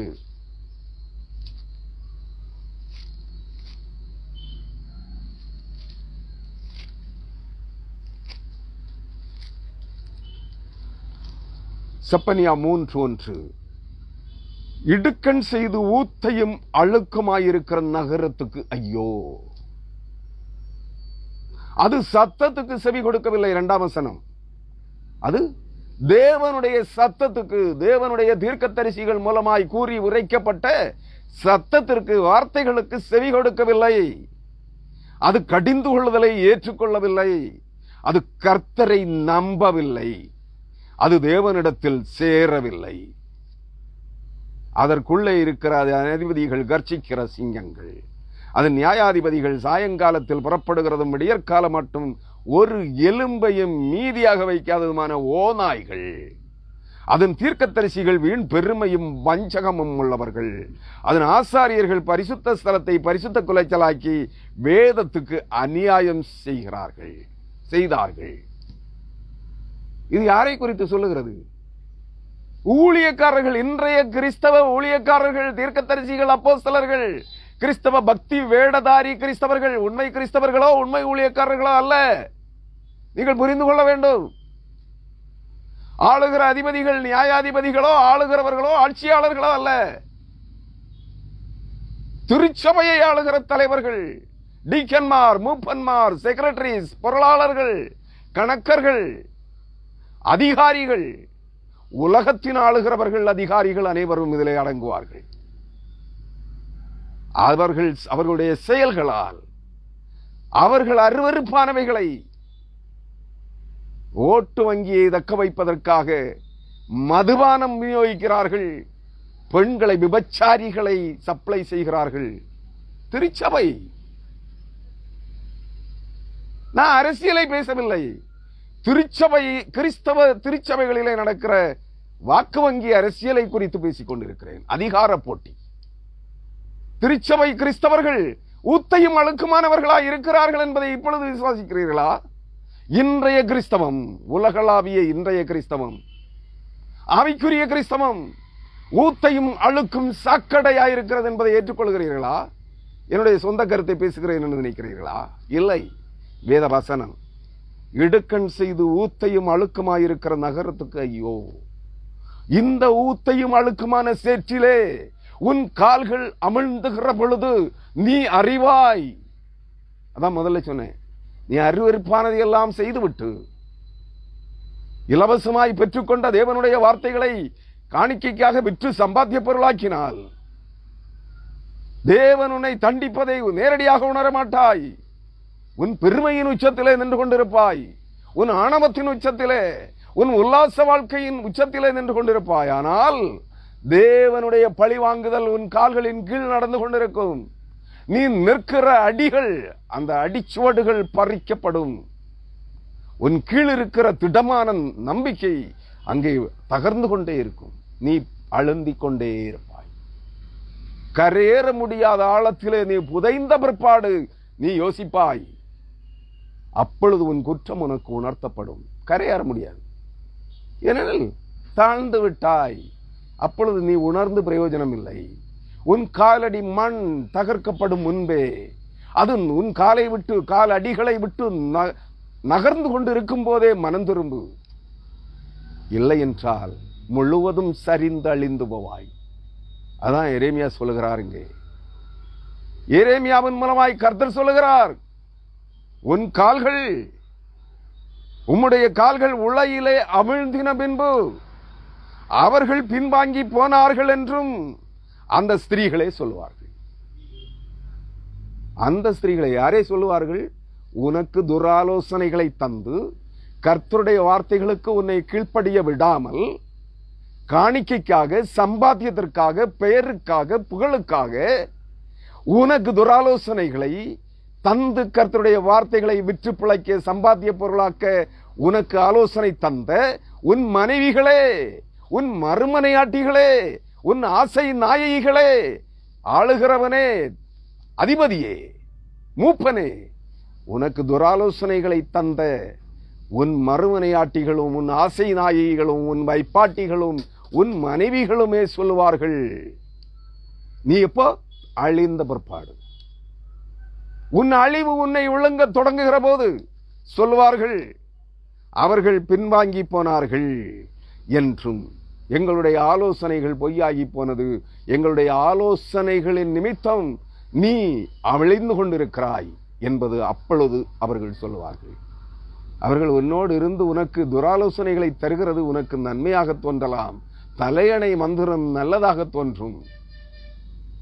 அவள் உனக்காக யோசிக்கிறது போல, உனக்காக, உன்னை நேசிப்பதின் அடையாளம் என்று நீ எண்ணிக்கொள்கிறாய். இல்லை, அவர்கள் உன் ஆத்துமாவை அழிவின் குழியிலே தள்ளின பிற்பாடு, உன் சரீரத்தின் சுகத்திற்காக உன் ஆத்துமாவை நரக பாதாளத்திலே, அழிவின் குழியிலே நீ விழுந்த பிற்பாடு யோசிப்பாய். அப்பொழுது கைதட்டி சிரிப்பார்கள். அப்பொழுது நீ அவர்களுக்கு தேவையில்லை, அவர்களுக்கு வேறு நபர்கள் கிடைப்பார்கள். எங்கே கிடைக்கிறது? புரியுதா? பாபிலோன் ராஜாவினுடைய, பாபிலோனின் பிரபுக்களிடத்தில் கொண்டு செல்லப்படுகிறார்கள். நீ இல்லைன்னா அவங்களுக்கு பாபிலோனின் பிரபுக்கள் இருக்கிறார்கள். நன்றாக புரிந்து கொள்ளுங்கள். நீ அரசன், யூதாவுக்கு, தேவனுடைய ஜனங்களுக்கு அரசனாயிருந்தாய், அதிபதியாயிருந்தாய், நியாயம் விசாரிக்கிறவனாயிருந்தாய். ஆனால் உன் அழிவை விரும்பி தேடின துராலோசனை தலையணை மந்திரத்தில் உன்னை கவிழ்த்தவர்கள் சந்தோஷமாய், உல்லாசமாய் பாபிலோனின் பிரபுக்களிடத்தில் போகிறார்கள். அவர்களுக்கு அதை குறித்து கவலையே கிடையாது. சாக்கடை சாக்கடையாடு தான் சேரும். தான் பாபிலோனின் கொழுத்த காளைகளிடத்திற்கு அவர்கள் செல்கிறார்கள். இவர்கள் உன் மனைவி உட்பட, உனக்கு துராலோசனை சொல்லுகிற தலையணை மந்திரத்தினால் உன்னை கட்டி வைத்திருக்கிற உன் மனைவி உட்பட, உன் ஆசை நாயகிகள் அனைவரும் காட்டு பசுக்கள். புரியுதா? தேவனுடைய ஆலோசனைகளுக்கு கீழ்ப்படி, கர்த்தருடைய வேத வசனங்களுக்கு கீழ்ப்படி, அவைகளை கை கொண்டு நடக்கப்பார். நீ யாராக இருந்தாலும் சரி, நீ தீர்க்கதரிசியா இருந்தாலும் சரி, அப்போஸ்தலனாக இருந்தாலும் சரி, போதகனாக இருந்தாலும் சரி, பேராயராக இருந்தாலும் சரி, ஊழியக்காரனாக இருந்தாலும் சரி, ஊழியக்காரியாக இருந்தாலும் சரி, நீ விசுவாசியாக இருந்தாலும் சரி, ஒரு குடும்ப தலைவனாக இருந்தாலும் சரி, ஒரு கணவனாக இருந்தாலும் சரி, ஒரு மனைவியாக இருந்தாலும் சரி, ஒரு தாயாக இருந்தாலும் சரி, ஒரு கன்னிகையாக இருந்தாலும் சரி, ஒரு சிறு பெண்ணாக இருந்தாலும் சரி, சிறு வாலிபனாக இருந்தாலும் சரி, கர்த்தருடைய வார்த்தைகளுக்கு முதலிடம் கொடு. அதற்கு பிற்பாடு ஆலோசனைகளை கேள். வேண்டாம் என்று சொல்லவில்லை. கர்த்தருடைய வார்த்தைகளுக்கு மீறின ஆலோசனைகளுக்கு செவி கொடாதே, அதற்கு கீழ்ப்படாதே, அவைகள் உன்னை மேற்கொள்ள விடாதே. உன் அழிவு நிச்சயம். நன்றாக புரிந்து கொள்ளுங்கள். அதான் எரேமியாவின் மூலமாய் கர்த்தர் மறைமுகமாக எதிர்மறையாக பேசுகிறார். உம்முடைய எல்லா ஸ்திரீகளையும் 23ஆம் வசனம். அருமையானவர்களே, உம்முடைய எல்லா ஸ்திரீகளையும், அதாவது உன் ஆசை நாயகிகள் அனைவரும், உன் மனைவி உட்பட, உம்முடைய எல்லா, அவளை விட்டுக்கிட்டு சொல்லல, அவள் மனைவிக்குரிய ஸ்தானத்திலே இருந்து தன் கணவனை கர்த்தருக்கேற்ற நிலையிலே, கர்த்தருடைய வார்த்தைகளுக்கு கீழ்ப்படிவதற்கேற்ற நிலையிலே தன்னுடைய தலையணை மந்திரத்தை அதற்கென்று ஓதி அவனை தன் கணவனை, அரசனை, நியாயாதிபதியை, அதிபதியை, போதகனை, தீர்க்கதரிசியை, அப்போஸ்தலனை கர்த்தருடைய வார்த்தைகளுக்கு கீழ்ப்படிந்து நடக்க அவனுக்கு ஆலோசனை சொல்லியிருந்தால், அவன் உண்மையிலேயே தீர்க்க தரிசன வரத்தை பெற்ற அந்த ஊழியக்காரன், தீர்க்க தரிசன வரத்தை பெற்ற, தன்னை தீர்க்கதரிசியாக பிரகடனப்படுத்தின அந்த தீர்க்கதரிசி, அந்த அப்போஸ்தலன் என்ன செய்திருப்பான்? அந்த போதகன், அந்த பேராயர், அந்த ஊழியக்காரன் என்ன செய்திருப்பான்? கர்த்தருக்கு கீழ்ப்படிந்திருப்பான். ஆனால் உன் மனைவி, நீ மனைவியானவள், உன் கணவன் அநேக ஆசை நாயகிகளை போகுமிடெல்லாம் தேடுகிறான் என்றால் நீ சரியில்லை. நீ கர்த்தருக்கேற்ற சிக்ஷையிலே வளர்க்கப்படவில்லை, நீ கர்த்தரை நம்பவில்லை, நீ கர்த்தருடைய வார்த்தைகளுக்கு செவி கொடுக்கவில்லை, கர்த்தருடைய மனைவிகளுக்கும் பெண்களுக்கும் கர்த்தர் சொல்லி இருக்கிற ஆலோசனைகளை நீ கை கொள்ளவில்லை. உன் கணவனை உன் தலையணை மந்திரத்தின் மூலமாய் அவன் பெற்றுக்கொண்ட அந்த ஆவிக்குரிய வரத்தை, அவனுடைய விசுவாசத்தை விற்று பிழைக்க, சம்பாத்திய பொருளாக்க ஆலோசனை கொடுத்தாய். இல்லை என்று சொல்லுகிறாயா? இல்லை என்று சொல்லுகிறீர்களா? பணம் வாயை பிளக்கிறது, பெருமை உன்னை எங்கோ தூக்கி செல்கிறது, பெயர் புகழ், நீ எங்கோ ஆகாயத்தில் பறந்து கொண்டிருக்கிறாய், மிதந்து கொண்டிருக்கிறாய். உன் கணவனையும் சேர்த்து மிதக்க வைக்கிறாய். பண ஆசைக்கு கணவனை தூண்டி விடுகிறாய். ஏனெனில் நான் சொல்லுகிறேன், அநேக ஊழியக்காரர்கள் அவர்களிடத்தில் உண்மையை விளக்குகின்ற போது, ஆமையா, நான் பணத்திற்காக, சம்பாத்தியத்திற்கு, காணிக்கைக்கு முதலிடம் கொடுத்ததால் என்னுடைய கிருபை வரம் என்னை விட்டு பிடுங்கப்பட்டது, என்னை விட்டு பிடுங்கப்பட்டது. இப்பொழுது அந்த இடத்திலே அந்நிய ஆவிகள் தான் குடியேறி, சவுல் அரசன் கர்த்தருடைய அபிஷேகத்தினின்று தள்ளப்பட்ட போது பொருளாசையின் நிமித்தம், கர்த்தருடைய ஆலோசனைகளுக்கு, சாமுவேல் தீர்க்கதரிசியின் கட்டளைகளுக்கு கீழ்ப்படியாமன் போனது நிமித்தம் கர்த்தர் அவனை அபிஷேகத்தினின்று தள்ளினார். அதுபோல இன்றைய ஊழியக்காரர்களுக்கு கொடுக்கப்பட்டிருந்த கிருபை வரங்கள் அபிஷேகங்கள் அல்ல. இவர்கள் அபிஷேகம் பெறவில்லை. இவர்களுக்கு இவர்களுடைய அபிஷேகம் பெறுவதற்கு இவர்கள் தகுதிப்படுத்தப்படும்படியாய், இவர்களுடைய தகுதியை, இவர்கள் விசுவாசத்தை சோதிக்கும்படியாய் இவர்களுக்கு வரங்கள் அனுமதிக்கப்பட்டது. வரங்களையே அபிஷேகங்களாய் எண்ணிக்கொண்டார்கள். வரங்களை பரிசுத்த ஆவியானவரின் நிறைவாய் எண்ணிக்கொண்டார்கள். துராலோசனைகளின் மூலம், பெயர் பிரஸ்தாபத்தின் மிதந்து, கர்த்தருடைய வார்த்தைகளை புறம்பே தள்ளி வரங்களை விற்று முதலாக்கி, வரங்களை வைத்து பரிசுத்தாவியானவரையும் கர்த்தரையும் வேதாகம வசனங்களையும் விற்று பொருள் சம்பாதித்தார்கள். உலக வியாபாரிகளாய் மாறினார்கள், ஆவிக்குரிய வியாபாரிகள். இதற்கு ஆலோசனை கொடுத்தவர்கள் மனைவிகள் தானே. என்னிடத்தில் நிறைய பேர் சொன்னது உண்டு, ஆமையா, இப்ப புரியுது, நான் உண்மையாத்தான் ஊழியம் தொடங்கினேன், ஆவிக்குரியவனாய்த்தான் என் வாழ்க்கையை பயணத்தை தொடங்கினேன், கர்த்தருடைய ஊழியத்தை. ஆனால் மாம்சத்திலே பண ஆசையிலே விழுந்து, மாம்சீகத்திலே விழுந்து நான் அழிந்தேன். இன்று என்னிடத்தில் பரிசுத்த ஆவி இல்லை, என்னிடத்தில் வரங்களும் இல்லை. எனக்கு இருந்த இயற்கையாகவே கர்த்தர் எனக்கு கொடுத்திருந்த தாளந்துகளையும் இழந்து விட்டேன் என்று வாய் முழுக்க கண்ணீரோடு சொன்னவர்கள் உண்டு. ஆனால் திருந்தினார்களா? இல்லை. அவர்களை தொற்றிக் கொண்ட பண ஆசையும் பொருளாசையும் சம்பாத்தியையும் பெயரும் புகழும் அவர்களை மனம் திரும்ப விடவில்லை. காரணம் மனைவியே. நன்றாக புரிந்து கொள்ளுங்கள். நீ இருக்க வேண்டிய இடத்திலே இருந்தால் உன் கணவன் இருக்க வேண்டிய இடத்திலே நிற்பான். நீ கர்த்தருக்கு கீழ்ப்படுகிறவளாக இருந்தால், ஏனெனில் கர்த்தர் உன்னை அந்த ஊழியக்காரனுக்கு, கர்த்தர் தம்முடைய ஊழியக்காரனாய் தெரிந்து கொண்ட, தன் ஜனங்களை நியாயம் விசாரிக்கிறவனாய் தெரிந்து கொண்ட அந்த மனிதனுக்கு உன்னை வாழ்க்கை துணையாக கொடுத்தார். அவனை ஆளுகிறவளாக கொடுக்கவில்லை, உனக்கென்று வசப்படுத்தும்படியாக கொடுக்கவில்லை, உன் ஆலோசனைகளினால் அவனை வழிதப்ப பண்ணும்படியாய் கொடுக்கவில்லை. அவன் கர்த்தருக்கேற்ற கட்டளைகளின்படி, கர்த்தருடைய வார்த்தைகளுக்கு கீழ்ப்படிந்து கர்த்தருக்கேற்றவனாய் வாழ அவனுக்கு உதவி செய்யும்படியாய், அவனுடைய உதவியாளனாய், உதவிக்காரியாய் உன்னை கொடுத்தார், வாழ்க்கைக்கு துணையாக. அவன் வழி தவறுவதற்கு காரணம் நீயே. நன்றாக புரிந்து கொள். இங்கே அதைத்தான் சொல்லுகிறார்.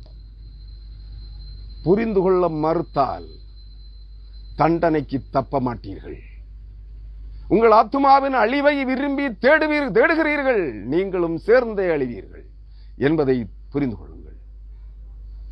அருமையானவர்களே, அங்கே சொல்லுகிறார், உம்முடைய எல்லா ஸ்திரீகளையும் உம்முடைய பிள்ளைகளையும் வெளியே கல்தேயரிடத்தில் கொண்டு போவார்கள். எவ்வளவு வேதனையாக இருக்கும் யோசித்துப்பார்.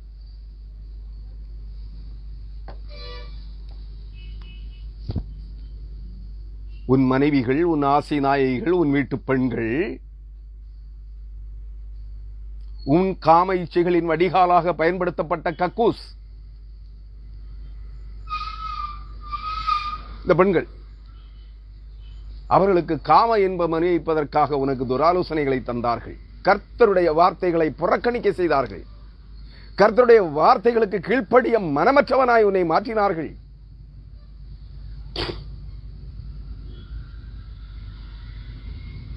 இன்று அவர்கள் உட்பட அவர்களுக்கு அது சந்தோஷமே.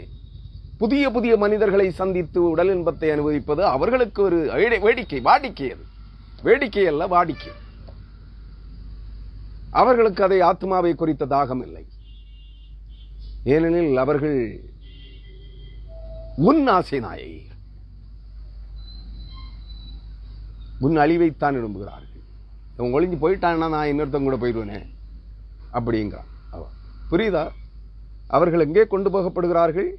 பாபிலோனின் பிரபுக்களிடத்தில் கொண்டு போகப்படுகிறார்கள். அவர்கள் மட்டுமல்ல, உன் பிள்ளைகளும் கொண்டு போகப்படுகிறார்கள், உன் மனைவியும் கொண்டு போகப்படுகிறாள், உன் ஆண் பிள்ளைகளும் கொண்டு போகப்படுகிறார்கள், உன் வீட்டு பெண் பிள்ளைகளும் பாபிலோனின் பிரபுக்களுக்கு கொடுக்கப்படுகிறார்கள். யோசித்துப்பார். அவமானமாக இல்லை, கேவலமாக இல்லை, நீ உயிரோடு சாகவில்லை, நடைபணமாகவில்லை. நீ யோசித்துப்பார். அன்பான கிறிஸ்தவனே, கர்த்தருடைய வார்த்தைகளை எப்பொழுது புறக்கணித்து தள்ளிவிட்டு உலக இன்பங்களுக்கு, ஆசைகளை ஆலோசனை தருகிற, சம்பாத்தியங்களுக்கு, பெயர் பிரஸ்தாபங்களுக்கு ஆலோசனை தருகிறவர்களை நீ எதை செய்தாலும், நீ என்ன அருவருப்பானதை செய்தாலும் கைதட்டி ஒரு கூட்டம் உன்னை ஆரவாரம் செய்து உன்னை வாழ்த்துகிறதே, உன்னை போற்றி துதிக்கிறதே, நீ பெருமையின் உச்சத்திலே, புகழின் உச்சத்திலே மிதந்து பறக்க ஆரம்பிக்கிறாயே, அப்பொழுது நினைத்துக்கொள், விழப்போகிறாய் படுகுழியிலே என்பதை. அங்கே உன் பிள்ளைகளையும் வெளியே கல்தேரிடத்தில் கொண்டு வா. உன் கண்கள் அதை காணும். உன் கண் முன்பாக உன்னை சிறைப்படுத்துவார்கள், உன்னை கைதியாக்கி பிடித்து சிறைப்படுத்துவார்கள் சங்கிலிகளால் கட்டி. உன் கண்களுக்கு முன்பாக நீ படிபட்ட போது உன் மனைவி உட்பட உன் சுதந்திரவாளியாகிய உன் மனைவி உட்பட உன் ஆசை நாயகிகள் அனைவரும், உன் வீட்டு பிள்ளைகள், நீ பெற்ற பிள்ளைகள், உன் மனைவி, உன் ஆசை நாயகிகள், உனக்கு பெற்று தந்த உன் பிள்ளைகளும் உன் பெண் பிள்ளைகளும் பாபிலோனின் பிரபுக்களிடத்தில் கொண்டு போகப்படுவார்கள். செத்து விடலாம் போல இருக்கும் இல்லையா? வேணுமா இது? அப்பொழுது கல்தேயரிடத்தில் கொண்டு போவார்கள். நீரும் அவர்கள் கைக்கு தப்பி போகாமல் பாபிலோன் ராஜாவின் கையினால் பிடிக்கப்பட்டு. யாரால் பிடிக்கப்படுவீர்? நிராயுத பாணியாய். யாரும் ஆலோசனைக்காரர்களும் உதவியாளர்களும் தீர்க்க தரிசனம் சொல்லுகிறவர்களும் இன்றி, கையிலாக கொடுக்கிறவர்களும் இன்றி, உனக்கு ஆபத்து உதவிகளும் இன்றி, நீ தனிமைப்பட்டு நிற்கும் போது உன் ஜனங்கள் உன் கண்களுக்கு முன்பாக, உன் வீட்டு பிள்ளைகள், உன் ஆசை நாயகிகள், உன் மனைவி, மக்கள் மட்டுமல்ல, யூதா தேசத்து அனைத்து ஜனங்களும், பிரபுக்களும் பிரபுக்களின் மனைவிகளும் ஆசை நாயகிகளும் பிள்ளைகளும் அனைவரும் சிறை கைதிகளாய் பிடிக்கப்பட்டு கொண்டு போகப்படுவார்கள். நீ நிராயுதபாணியாய் ஒரு ஆலோசனைக்காரரும் இல்லாத நிலையிலே நிற்கிற போது பாபிலோன் ராஜாவாகிய நேபுகாத்நேச்சாரின் கையினால் பிடிக்கப்படுவாய். தப்பி ஓட வழி இல்லை. ஏனெனில் நீ உயிரோடு செத்து விட்டாய்.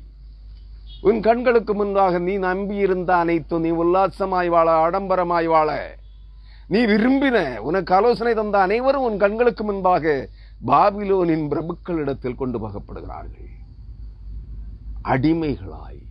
படுனா படுக்கணும், இருனா இருக்கணும், எழும்புனா எழும்பணும்.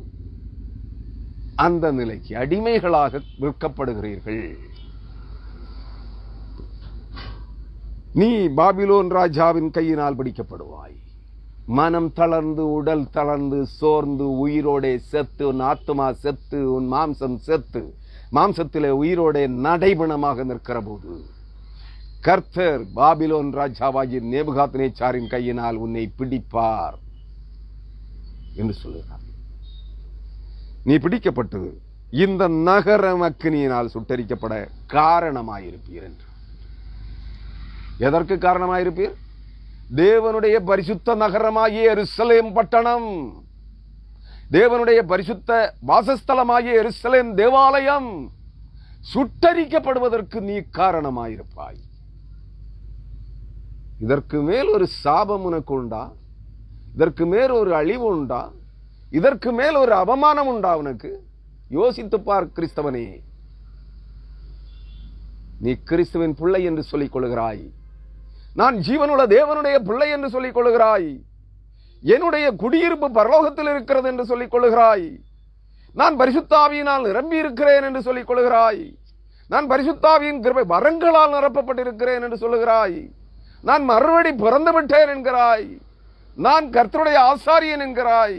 நான் கர்த்தருடைய அப்போஸ்தலன் என்கிறாய். நான் கர்த்தருடைய தீர்க்கதரிசி என்கிறாய். நான் கர்த்தருடைய ஊழியக்காரன் என்கிறாய். நான் கர்த்தருடைய உடன்படிக்கைக்காரன் என்று சொல்லுகிறாய். நான் ஜீவனுள்ள தேவனுடைய பிள்ளைகள் என்று சொல்லுகிறீர்கள். இதைவிட கேவலமான காரியம் உண்டா? உங்களை நீங்களே சோதித்து பார்க்க வேண்டும். உங்களுடைய செயல்பாடுகள், உங்களுடைய சிந்தனைகள், உங்களுடைய ஆசை இச்சைகள், அபிலாசைகள், உலக இன்பங்கள், உலக சம்பாத்தியங்கள், உலக ஆடம்பரங்கள், உலக ஆசாபாசங்கள், பெரும் புகழ், பெயர், எதை செய்தாலும் புகழுக்காக, பெயருக்காக செய்கிறார்கள். கிறிஸ்தவர்களே,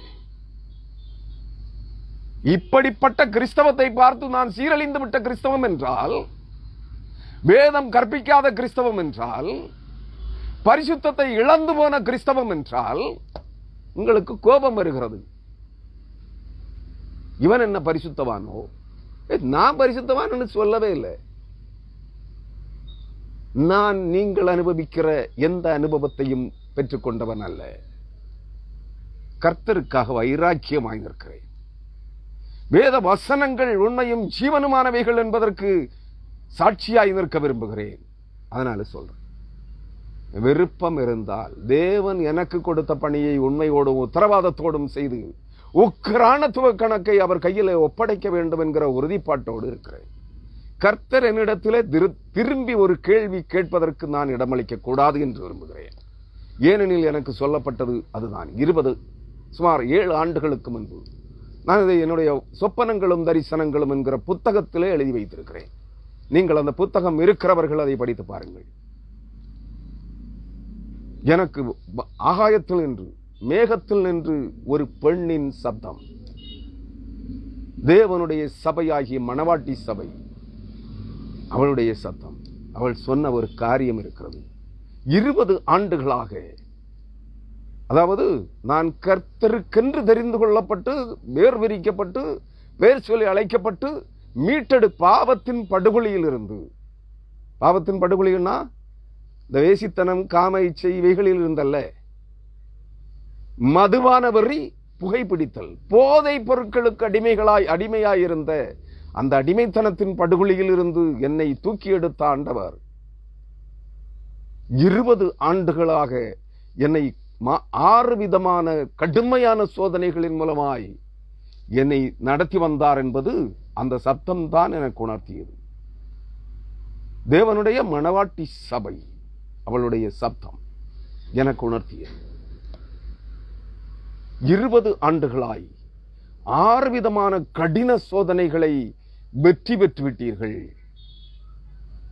ஆனாலும் தேவனுக்கு, அப்பாவுக்கு உரிமையோடு சொல்லுகிறாள், அப்பாவுக்கு உங்கள் பேரில் திருப்தி ஏற்படவில்லை. நான் அப்பொழுது கேட்கிறேன், காரணம்?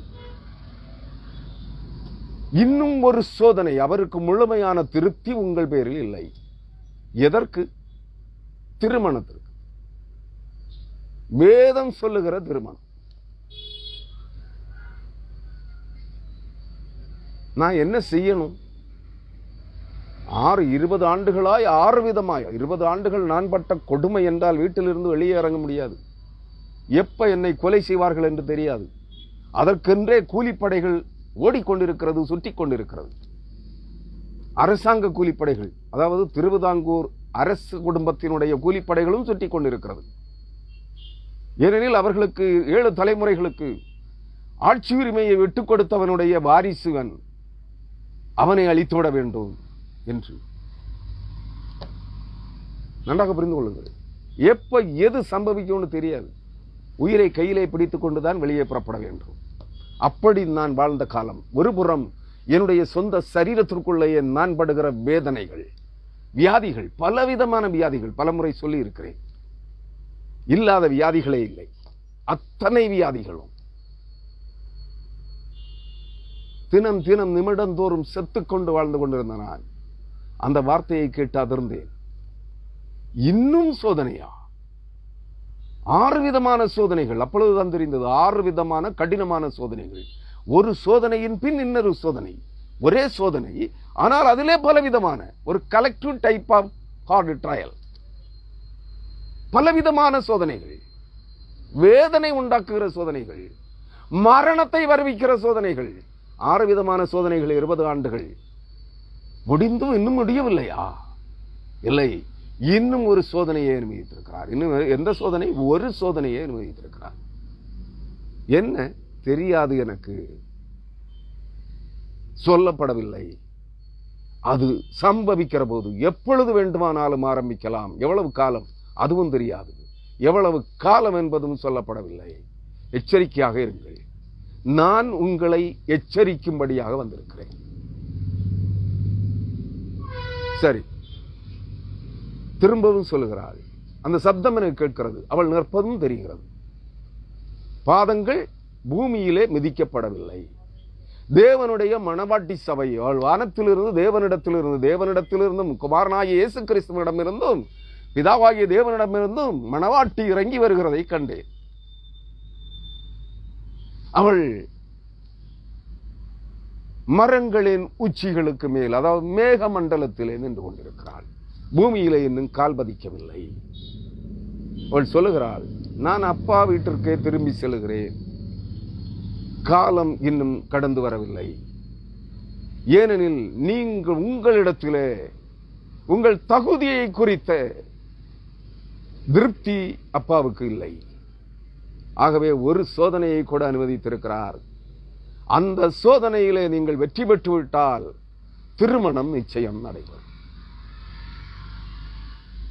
அதுவரையிலும் நான் அப்பா வீட்டிற்கு செல்கிறேன் என்று சொல்லி போய்விட்டால் எச்சரிக்கையாக இருங்கள், கவனமாக இருங்கள். 2 வார்த்தைகள், எச்சரிக்கையாக இருங்கள், கவனமாக இருங்கள். அந்த சோதனை எப்படி இருக்கும், எத்தனை காலம் இருக்கும் என்று தெரியாது. அதற்கு பிற்பாடு 7 ஆண்டுகள் 7-8 ஆண்டுகள் ஆகிவிட்டது. இன்று வரை அந்த சோதனை தீரவில்லை. அந்த சோதனையை குறித்து தான் நான் சில நாட்களுக்கு முன்பாக ஒரு பதிவு முகநூலிலே பதிவிட்டிருக்கிறேன். நன்றாக புரிந்து கொள்ளுங்கள். அதிலே நான் வெற்றி பெற்றால் மட்டுமே, சும்மா எடுத்தேன் கவிழ்த்தேன்னு போன பரிசுத்தாவியான அபிஷேகம் கிடைக்காது. பரிசுத்தாவியானவர் உனக்கு உதவியாளர். அவள் சொன்ன திருமணத்தின் அர்த்தம் அதுதான். புரியுதா?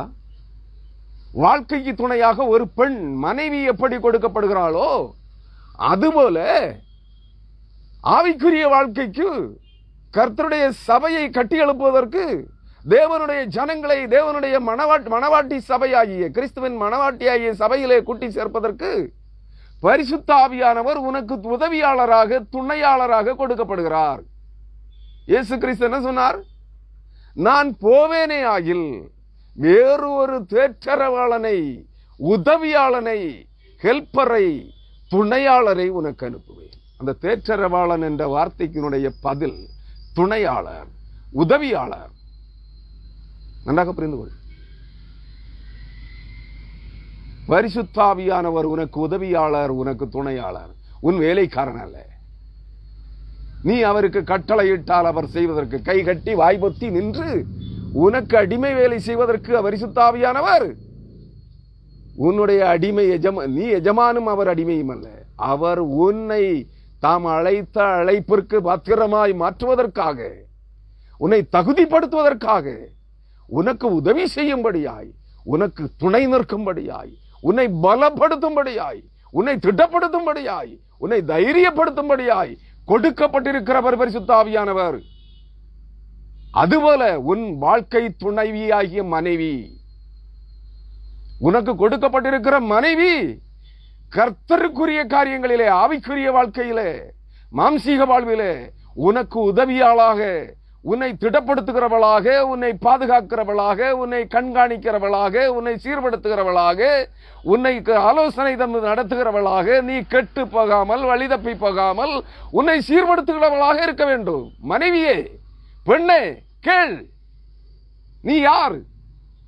உன் கணவனுக்கு நீ உதவியாளர், நீ அவனுக்கு அடிமை அல்ல. உன் கணவனுக்கு, உன் புருஷனுக்கு நீ அடிமை அல்ல. அவனுக்கு பாதுகாவலாய் இருக்க வேண்டியவள், அவனுக்கு உதவியாய் இருக்க வேண்டியவள், அவனுக்கு துணையாய் நிற்க வேண்டியவள், அவனை பலப்படுத்த வேண்டியவள் ஆவியிலும் சரீரத்திலும். ஏனெனில் அவனுடைய சரீரத்திற்கு அதிகாரி நீ, உன்னுடைய சரீரத்திற்கு அதிகாரி அவன். அதை புரிந்து கொள். இதை பவுல் எழுதுகிறார். படித்து பாருங்கள் நிருபங்களிலே. நான் சொந்த கருத்தை மட்டும் சொல்லுகிறேன் என்று எண்ணிக்கொள்ளாதே. இதை எனக்கு முன்பே பரிசுத்த பவுல் எழுதியிருக்கிறார். நன்றாக புரிந்து கொள்ளுங்கள். நீ வாழ்க்கை துணையாக ஒரு புருஷனுக்கு கையளிக்கப்பட்டிருக்கிறாய் என்றால் நீ அவனுக்கு அடிமை அல்ல. அவனுடைய காம இச்சைகளை தணிப்பதற்கு நீ அவனுக்கு கக்கூஸ் அல்ல, டாய்லெட் அல்ல. புரிந்து கொள். உன் காம உணர்ச்சிகளை கட்டுப்படுத்துவதற்கு, தணிப்பதற்கு அவன் உனக்கு வேலைக்காரனும் அல்ல. அது உடலின் உன் வாழ்க்கையின் ஒரு பகுதி மட்டுமே. நீ அதற்கு முக்கியத்துவம் கொடுக்காதே. நீ அவனுக்கு வாழ்க்கை துணையாக இரு, பாதுகாவலனாக இரு. நீ அவனுக்கு பாதுகாவலனாக இருந்தால் அவன் உனக்கு பாதுகாவலனாக இருப்பான். இரண்டாவது, நீ அவனுக்கு துணையாக இரு. நீ அவனுக்கேற்ற துணையாக இருந்தால் அவன் உனக்கேற்ற துணையாக இருப்பான். நீ அவனுக்கு உதவிக்காரியாக இருந்தால் அவன் உனக்கு உதவியாளனாக இருப்பான். நீ அவனுக்கு நல்ல ஆலோசனையாக இருந்தால், நல்ல ஆலோசனை, ஆவிக்குரிய ஆலோசனை, நித்திய வாழ்வுக்குரிய ஆலோசனைக்காரியாக, உன் குடும்பத்தை ஆவிக்குரிய வாழ்க்கையிலே கட்டியெழுப்புகிற ஆலோசனைக்காரியாக இருந்தால் அவன் உன்னை உன் ஆவிக்குரிய வாழ்க்கைக்கு ஆலோசனைக்காரனாக இருப்பான். உன் குடும்பத்தை கட்டி எழுப்புவதற்கு துணை நிற்கிறவனாக இருப்பான். கட்டி எழுப்புவான். நீ அவனை பலப்படுத்துகிறவனாக இரு. ஆவியிலும் ஆத்மாவிலும் சரீரத்திலும் அவனை பலப்படுத்துகிறதற்கு உதவியாளனாக, துணையாளனாக இரு, துணையாளியாக இரு, துணைவியாக இரு. அவனுக்கு மற்ற பெண்களை கூட்டி கொடுப்பதற்கு ஏஜென்டாக இருக்காதே. கூட்டி கொடுக்கிறவளாக, காட்டி கொடுக்கிறவளாக இருக்காதே. அவனுடைய எல்லா அருவருப்புகளுக்கும் துணை போகாதே. அவனை வழிதப்பி திரிய செய்தாதே. கர்த்தருடைய நாமத்தை, கர்த்தருடைய கிருபை வரங்களை, தாளந்துகளை, கர்த்தருடைய வார்த்தைகளை விற்று பணம் சம்பாதிப்பதற்கு, காணிக்கைக்காக, பேருக்காக, புகழுக்காக விற்று பணம் சம்பாதிப்பதற்கு ஆலோசனைக்காரியாக இருக்காதே. அவனை ஆவிக்குரிய வாழ்க்கைகளை திடப்படுத்துகிறவனாக இரு, திடப்படுத்துகிறவளாக இரு. அவன் வழி தவறுகிறான் என்றால் அவனை சீர்படுத்து. பரிசுத்த ஆவியானவருடைய வேலை என்னவென்னவோ அதே வேலைகளை உனக்கும் கர்த்தர் கொடுத்திருக்கிறார். அதனால் தான் ஒரு புருஷனுக்கு, ஒரு ஆண்மகனுக்கு துணைவியாக, வாழ்க்கை துணைவியாக கொடுத்தார். நன்றாக புரிந்து கொள். நீ அவனுக்கு அடிமை வேலை செய்வதற்கல்ல. உன் சரீரத்திற்கும் உன் ஆவிக்கும் ஆத்மாவிற்கும் அவனே எஜமானன். அவன் உனக்கு தலை. கிறிஸ்து சபைக்கு எப்படி தலையாயிருக்கிறாரோ அதுபோல அவன் உனக்கு தலை. அவனை கனம் பண்ணபடி. நீ கணவனையே கனம் பண்ணவில்லை என்றால், கணவனுக்கு மரியாதை கொடுக்கவில்லை என்றால், நீ கிறிஸ்துவை எப்படி கனப்படுத்துவாய்? நீ அந்நிய புருஷர்களை கனப்படுத்துகிற நீ உன் புருஷனை கேவலப்படுத்துகிறாயே. அதனால் தான் வேதம் சொல்லுகிறது, பெண்ணே, ஸ்திரீயே. ஸ்திரீயே என்றால் அர்த்தம் பெண்ணே. நன்றாக புரிந்து கொள்ளுங்கள். உன் கணவனுடைய வாழ்க்கையை சீர்படுத்தி கர்த்தருக்கேற்ற நிலையிலே நிலைநிறுத்துகிறவளாய் நீ இருக்க வேண்டும். கர்த்தரை விட்டு பின்வாங்க செய்கிறவளாய் இருக்கக்கூடாது. நீயும் அவனோடு இணைந்து ஊழியத்திலே கை கொடுக்க வேண்டும். நீ தனியாக உன் கணவன் இருக்கும்போது நீ மேடை ஏறி பிரசங்கிக்க கூடாது. நன்றாக புரிந்து கொள். வேத வசன ஆலோசனைகளுக்கு கீழ்ப்படி.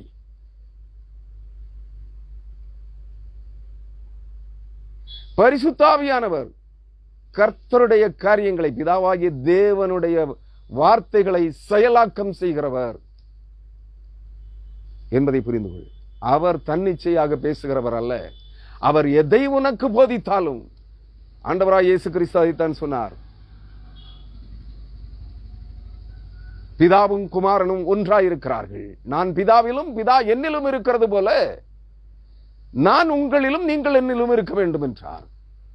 அந்த பிதாவும் குமாரனும் ஒன்றாயிருக்கிற அதை நான் உங்களுக்கு எப்படி சொல்லுகிறேன் என்றால், நான் பிதாவின் முகத்தை பார்க்கவில்லை, ஒருவர் என்னை பார்த்து நிற்கிறார். பிதாவை போல் இருக்கிற இன்னொருவர் முதுகை காட்டி நிற்கிறார். ஒருவர் முன்புறத்தை, சரீரத்தின் உடலின் அவருடைய வடிவ தோற்றத்தின் முன்பக்கத்தை எனக்கு காண்பிக்கிறார், என்னை பார்த்து நிற்கிறார். அதே ரூபம், அதே சாயல், அதே உயரம், அதே வடிவம் கொண்ட இன்னொருவர் முதுகை காட்டி நிற்கிறார். நான் எண்ணிக்கொண்டேன், ஒருவர் பிதா, ஒருவர் குமாரன். யாருடைய முகத்திலே மகிமையின் அறிவாகி ஒளி இருக்கிறதோ அவருடைய முகத்தை நான் பார்க்க முடியாது. மற்றவரும் முகத்தை திருப்பிக் கொள்ளுகிறார். அவர் என்னை பார்க்கிறார், நான் அவரை பார்க்க முடியல. அவருடைய முகத்தை பார்க்க வேண்டும் என்று ரொம்ப கவனமாக, உன்னிப்பாக கவனிக்கிறேன். கண் இமை மூடும் நேரத்திற்குள்ளே அவர் முகத்தை திருப்பிக் கொண்டார். நான் இருவரையும் பார்த்து, பிதாவை போல் தான் இருக்கிறாரே, ஒருவர் பிதாவாக இருக்கிறார், இன்னொருவர் மகனாக இருக்கிறாரா? இல்லை, பிதாவும் குமாரனும் ஒன்றாய் இருக்கிறார்கள். ஒருவர் எனக்கு முகத்தை காண்பிக்கிறார், ஒருவர் முன்பக்க வடிவத்தை காண்பிக்கிறார், ஒருவர் பின்புற வடிவத்தை, முதுகை காண்பிக்கிறார். இருவரும் ஒருவரே. அவர்களிடமிருந்து, பிதாவாகிய தேவனிடமிருந்தும் குமாரனாகி இயேசு கிறிஸ்துவனிடமிருந்தும் இருவரும் ஒன்றாயிருக்கிற, பிதாவும் குமாரனும் ஒன்றாயிருக்கிற, அதான் இயேசு சொன்ன வார்த்தை. நானும் பிதாவும் ஒன்றாயிருக்கிறோம், பிதா என்னிலும் நான் பிதாவிலும் இருக்கிறோம். அதுபோல நான் பிதாவிலும் பிதா என்னிலும் இருக்கிறார் என்றார். நன்றாக புரிந்து கொள்ளுங்கள். பிதாவும் குமாரனும் ஒருவரே. அவர்களுடைய பிதாவிலிருந்தும் குமாரனிலிருந்தும் இறங்கி வருகிறவர் பரிசுத்த ஆவியானவர். பிதாவும் மூலமாய் வேதாகமத்தின் பழைய ஏற்பாட்டு வசனங்களிலும் கட்டளைகளிலும் புதிய ஏற்பாட்டு புது உடன்படிக்கையின் மத்தியஸ்தராகிய இயேசு கிறிஸ்துவின் வார்த்தைகளிலும் சொல்லப்பட்டிருக்கிற அனைத்தையும் செயலாக்கம் செய்கிறவர், நடைமுறைப்படுத்துகிறவர் பரிசுத்த ஆவியானவர். ஏனெனில் அவர் தன்னிச்சையாக எதையும் செய்கிறவர் அல்ல. அவர் பிதாவினிடத்திலிருந்தும் குமாரனிடத்திலிருந்தும் எப்படி இறங்கி வருகிறாரோ, அவர்கள் இருவரிலும் அவர் ஒருவராய் எப்படி நிலை பெற்று செயலாற்றி கொண்டிருக்கிறாரோ, ஏனெனில் தேவனாவியாயிருக்கிறார். பிதாவையும் குமாரனையும் கனப்படுத்தும்படியாய் அவர் குமாரனுடையவைகளிலிருந்து பிதாவினுடையவைகளிலிருந்து, அதாவது வேதாகமத்தின் வார்த்தைகள் அனைத்தும் குமாரனாயிருக்கிறது, கிறிஸ்துவுக்குரியவைகளாயிருக்கிறது. ஏனெனில் அவரே தேவன், அவரே பிதா, குமாரனும் அவரே, பிதாவும் அவரே. அவருடைய வார்த்தைகள் தான் வேதாகமத்தில் இருக்கிறது. பழைய ஏற்பாடானாலும் சரி, புதிய ஏற்பாடானாலும் சரி, தீர்க்க தரிசன புத்தகங்களானாலும் சரி, எல்லாம் அவருடையவைகளே. அவைகளை செயல்படுத்துகிறவர் தான் பரிசுத்த ஆவியானவர். உன்னுடைய கட்டளைக்கோ என்னுடைய கட்டளைக்கோ என்னுடைய அதிகாரத்திற்கோ உன்னுடைய அதிகாரத்திற்கோ ஒரு தீர்க்கதரிசியினுடைய அதிகாரத்துக்கோ கீழ்ப்படுகிறவர் அல்ல. அவர் பிதாவினுடையவைகளையும் குமாரனுடையவைகளையும் எடுத்து அவர்கள் கூறி அறிவித்திருக்கிற வார்த்தைகளில் இருந்து எடுத்து உங்களுக்கு போதிப்பார். அவைகளை நடைமுறைப்படுத்துவார், அவைகளை செயல்படுத்துவார். அவரை கனவீனப்படுத்துகிறீர்களா? அவரை உங்கள் வேலைக்காரனாக பயன்படுத்துகிறீர்களா? உங்கள் ஏவல் கூலிக்காரனாக பயன்படுத்துகிறீர்களா? உங்களிடத்தில் பரிசுத்த ஆவி இருக்கிறாரா? ஆவியானவர் கோபம் கொண்டால் அழித்து போடுவார். எச்சரிக்கையாக இருங்கள். நீங்கள் கட்டளை பிறப்பிக்கிறதெல்லாம் பரிசுத்த ஆவியானவருக்கு அல்ல, உங்களிடத்தில் செயலாற்றிக் கொண்டிருக்கிற அசுத்தாவிகளுக்கு, அந்நியாவிகளுக்கு, பேய்களுக்கு, பிசாசுகளுக்கு என்பதை மறந்து போகாதீர்கள். அருமையான கிறிஸ்தவர்களே, பரிசுத்த ஆவியானவரை நீ பெற்றுக்கொள்ள வேண்டும் என்றால் சில தகுதிகள் உண்டு, சில நிபந்தனைகள் உண்டு, அநேக சோதனைகள் உண்டு. எனக்கு சொல்லப்பட்ட வார்த்தை என்னுடைய வாழ்க்கையில் நிறைவேறிக் கொண்டிருக்கிற, நடந்தேறிக் கொண்டிருக்கிற காரியம். 6 சோதனைகளில் வெற்றி பெற்று விட்டீர்கள். இன்னும் ஒரு சோதனை, 7வது சோதனையிலும் நீங்கள் வெற்றி பெற்று விட்டால் அப்பொழுது ஆவிக்குரிய திருமணம் அன்று நடைபெறும். அவர் திருச்சபையை சீர்படுத்துகின்ற பணியை உங்கள் கையிலே தருவார் என்று சொல்லியிருக்கிறார். அன்றுதான் திரும்ப வருவேன். தீர்ப்படுத்தப்படுகிற, சுத்திகரிக்கப்படுகிற, பரிசுத்தமாக்கப்படுகிற தேவனுடைய ஜனங்களை கூட்டி சேர்க்கிற தேவனுடைய மணவாட்டியாய் சபையாக வந்து நிற்பேன், பெண்ணாக வந்து நிற்பேன் என்று சொல்லியிருக்கிறார். அதுவரையிலும் நான் அப்பா வீட்டிற்கு திரும்பி செல்கிறேன். நான் அதைத்தான் சொல்கிறேன். இன்று இருக்கிற பூமிக்குரிய சபை பிசாசின் வலு சர்ப்பத்தின் வாயிலே இருக்கிறது, மாயையிலே கட்டப்பட்டிருக்கிறது. அந்த சபை கட்டவிழ்க்கப்படுகின்ற போது இன்றைய சீர்கட்ட கிறிஸ்தவம் சீர்படுத்தப்படும். அதுவரையிலும் அது பாபிலோனின் சிறையிருப்பிலே இருக்கும். அதான் இங்க சொல்லப்பட்டதனுடைய அர்த்தம், ஆவிக்குரிய அர்த்தம், ஆழமான அர்த்தம், ரகசியம், மறைபொருள், கருதலான சத்தியம். யூதாவின் அரசனாகிய சிதேக்கியாவின் மனைவியும் மறுமனையாட்டிகளும் ஆசை நாயகிகளும் அவனுடைய பிள்ளைகளும் யூத ஜனங்களும் பாபிலோனுக்கு சிறை கைதிகளாய் கொண்டு போகப்படுவார்கள். இதை உன் கண்கள் காணும். நீயும் சிறையிருப்புக்கு செல்வாய். பாபிலோன் ராஜாவின் கைகள் நீ உன்னை சிறைப்படுத்தி பாபிலோனுக்கு கொண்டு போகும், ஆனால் நீ சாகடிக்கப்பட மாட்டாய் என்று சொல்லுகிறார் கர்த்தர். அருமையானவர்களே, இன்று கிறிஸ்துவின் சபை பலி சர்ப்பத்தின் வாயிலே, மாயையிலே, பிசாசின் மாயையிலே கட்டப்பட்டிருக்கிறது.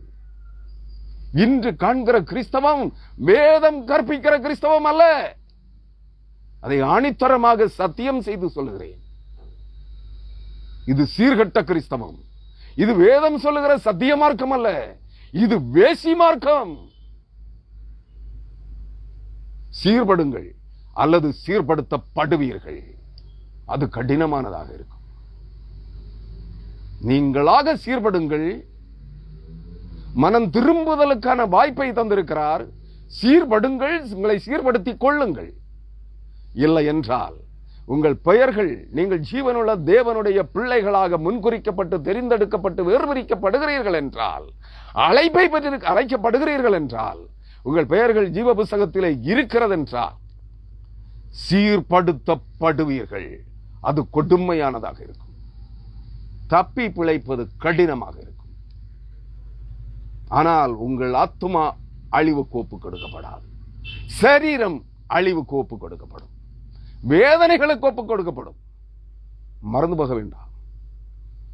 பாபிலோன் ராஜாவாகிய நேபுகாத்நேச்சார் பழைய காட்டு மிருகமாகிய வலு சர்ப்பம் 7 தலைகளை கொண்ட 10 கொம்புகளை கொண்ட அந்த வலு சர்ப்பத்தின் 3வது தலை.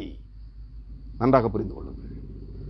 பாபிலோன் ராஜாவின் கையிலே ஒப்பு கொடுக்கப்பட்ட யூத ஜனம், கர்த்தருடைய ஜனம், கர்த்தருடைய பரிசுத்த ஜாதி, கர்த்தருடைய பரிசுத்த ஜனம் இன்னும் வலு சர்ப்பத்தின் வாயிலிருந்து மீட்டெடுக்கப்படவில்லை.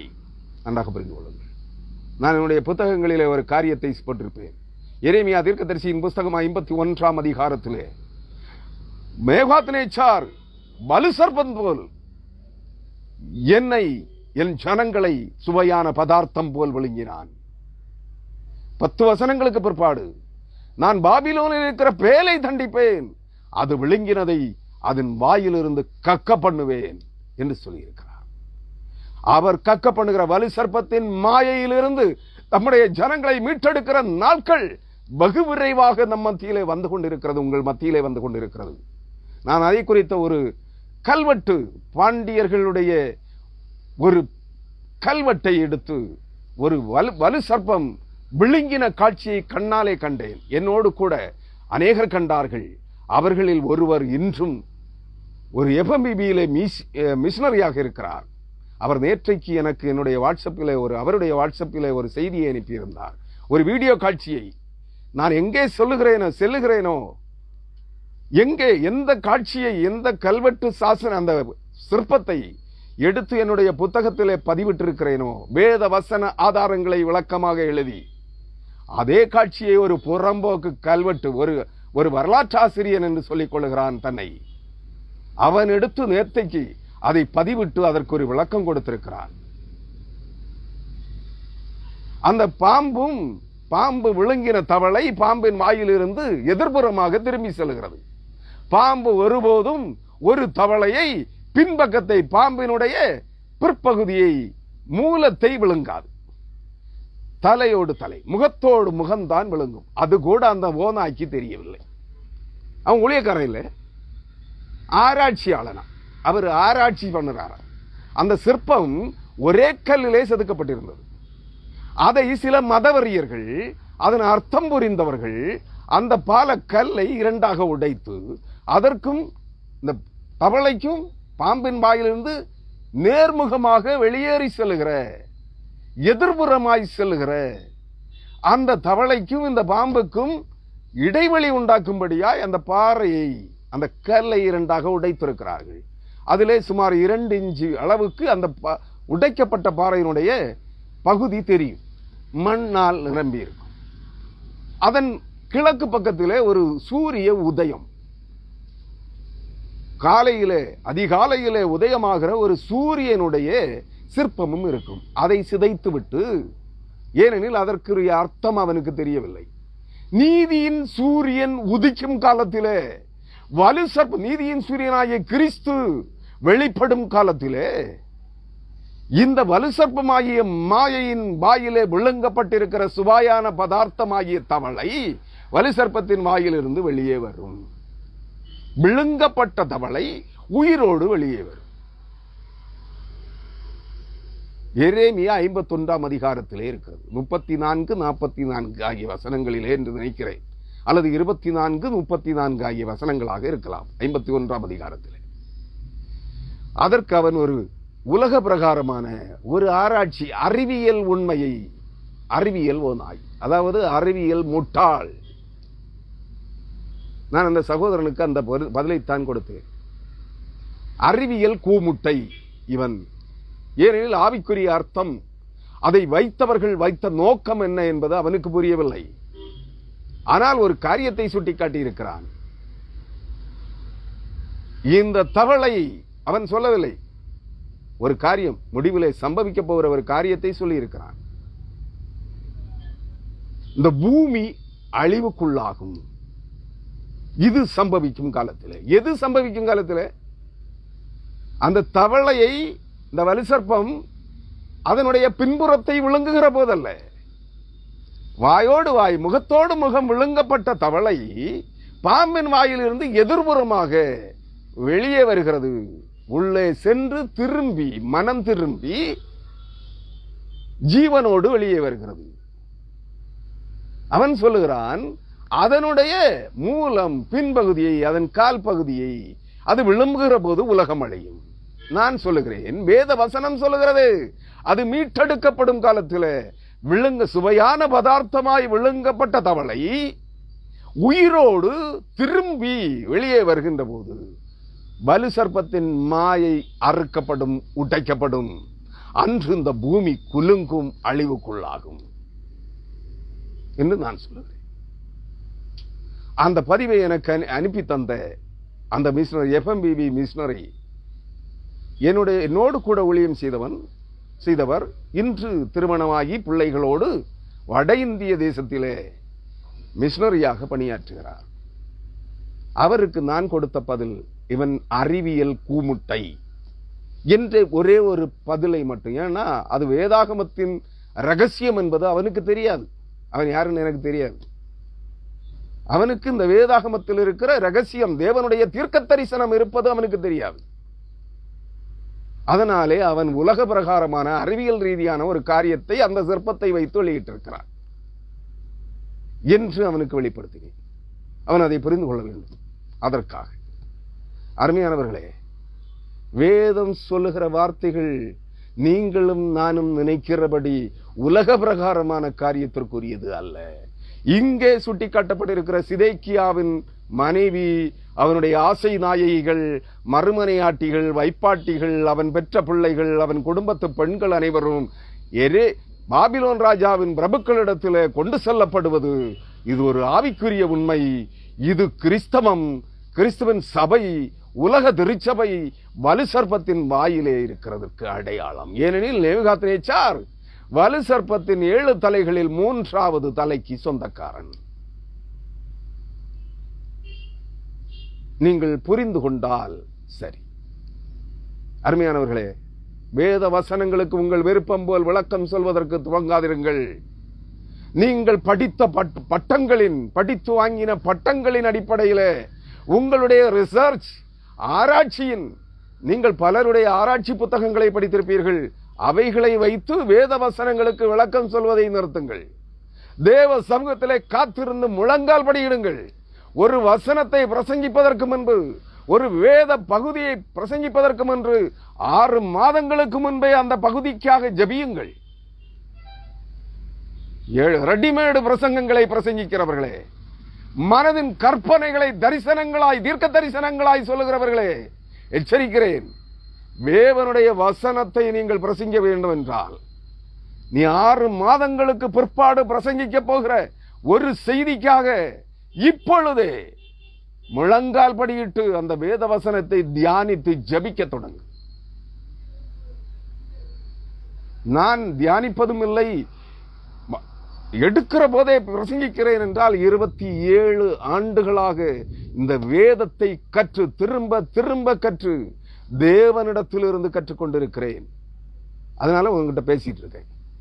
வேற எந்த புத்தகத்தையும் திறப்பதில்லை. நான் இந்த வேதாகமத்தை தவிர வேறு எந்த புத்தகத்தையும் நான் திறந்து பார்த்தோ, எந்த டைரியில எழுதி வச்சுக்கிட்டோ படிக்கல.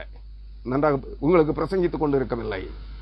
27 ஆண்டுகளாக 1994ஆம் ஆண்டு ஜூலை மாதம் முதல் இன்று வரை நான் கற்றுக்கொண்டவைகளை உங்களோடு பேசிக் கொண்டிருக்கிறேன்.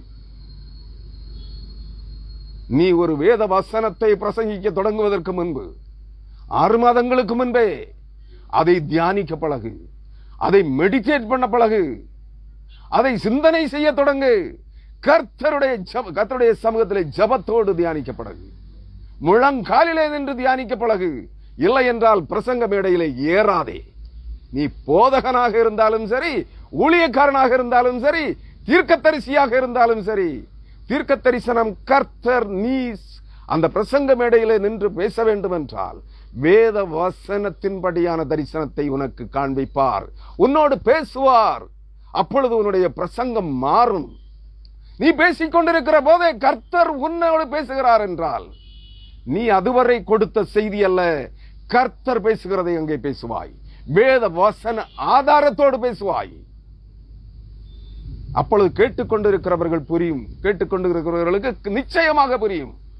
இதுவரையிலும் இவர் தயாரித்த செய்தியை பிரசங்கித்தார், இப்பொழுதோ ஆவியானவர், பரிசுத்த ஆவியானவர் இவரோடு பேசுகிறார், அவருக்கு காட்சிகளை காண்பிக்கிறார். அவர் தான் கண்டவைகளை கேட்டவைகளை வேத வசனத்திலிருந்து வசனத்தின் மூலமாய் பிரசங்கிக்கிறார் என்பதை புரிந்து கொள்வார். தாங்க பிரசங்கம். நீ எவனோ எழுதி வைச்ச கமெண்ட்ரியை பார்த்து ப்ரிப்பேர் பண்ணிட்டு 10 கமெண்ட்ரியை பார்த்து குறிப்பெடுத்து கொண்டு வந்து மேடையிலே நின்று பேசுவது பிரசங்கம் அல்ல. இது கபட வேடம்.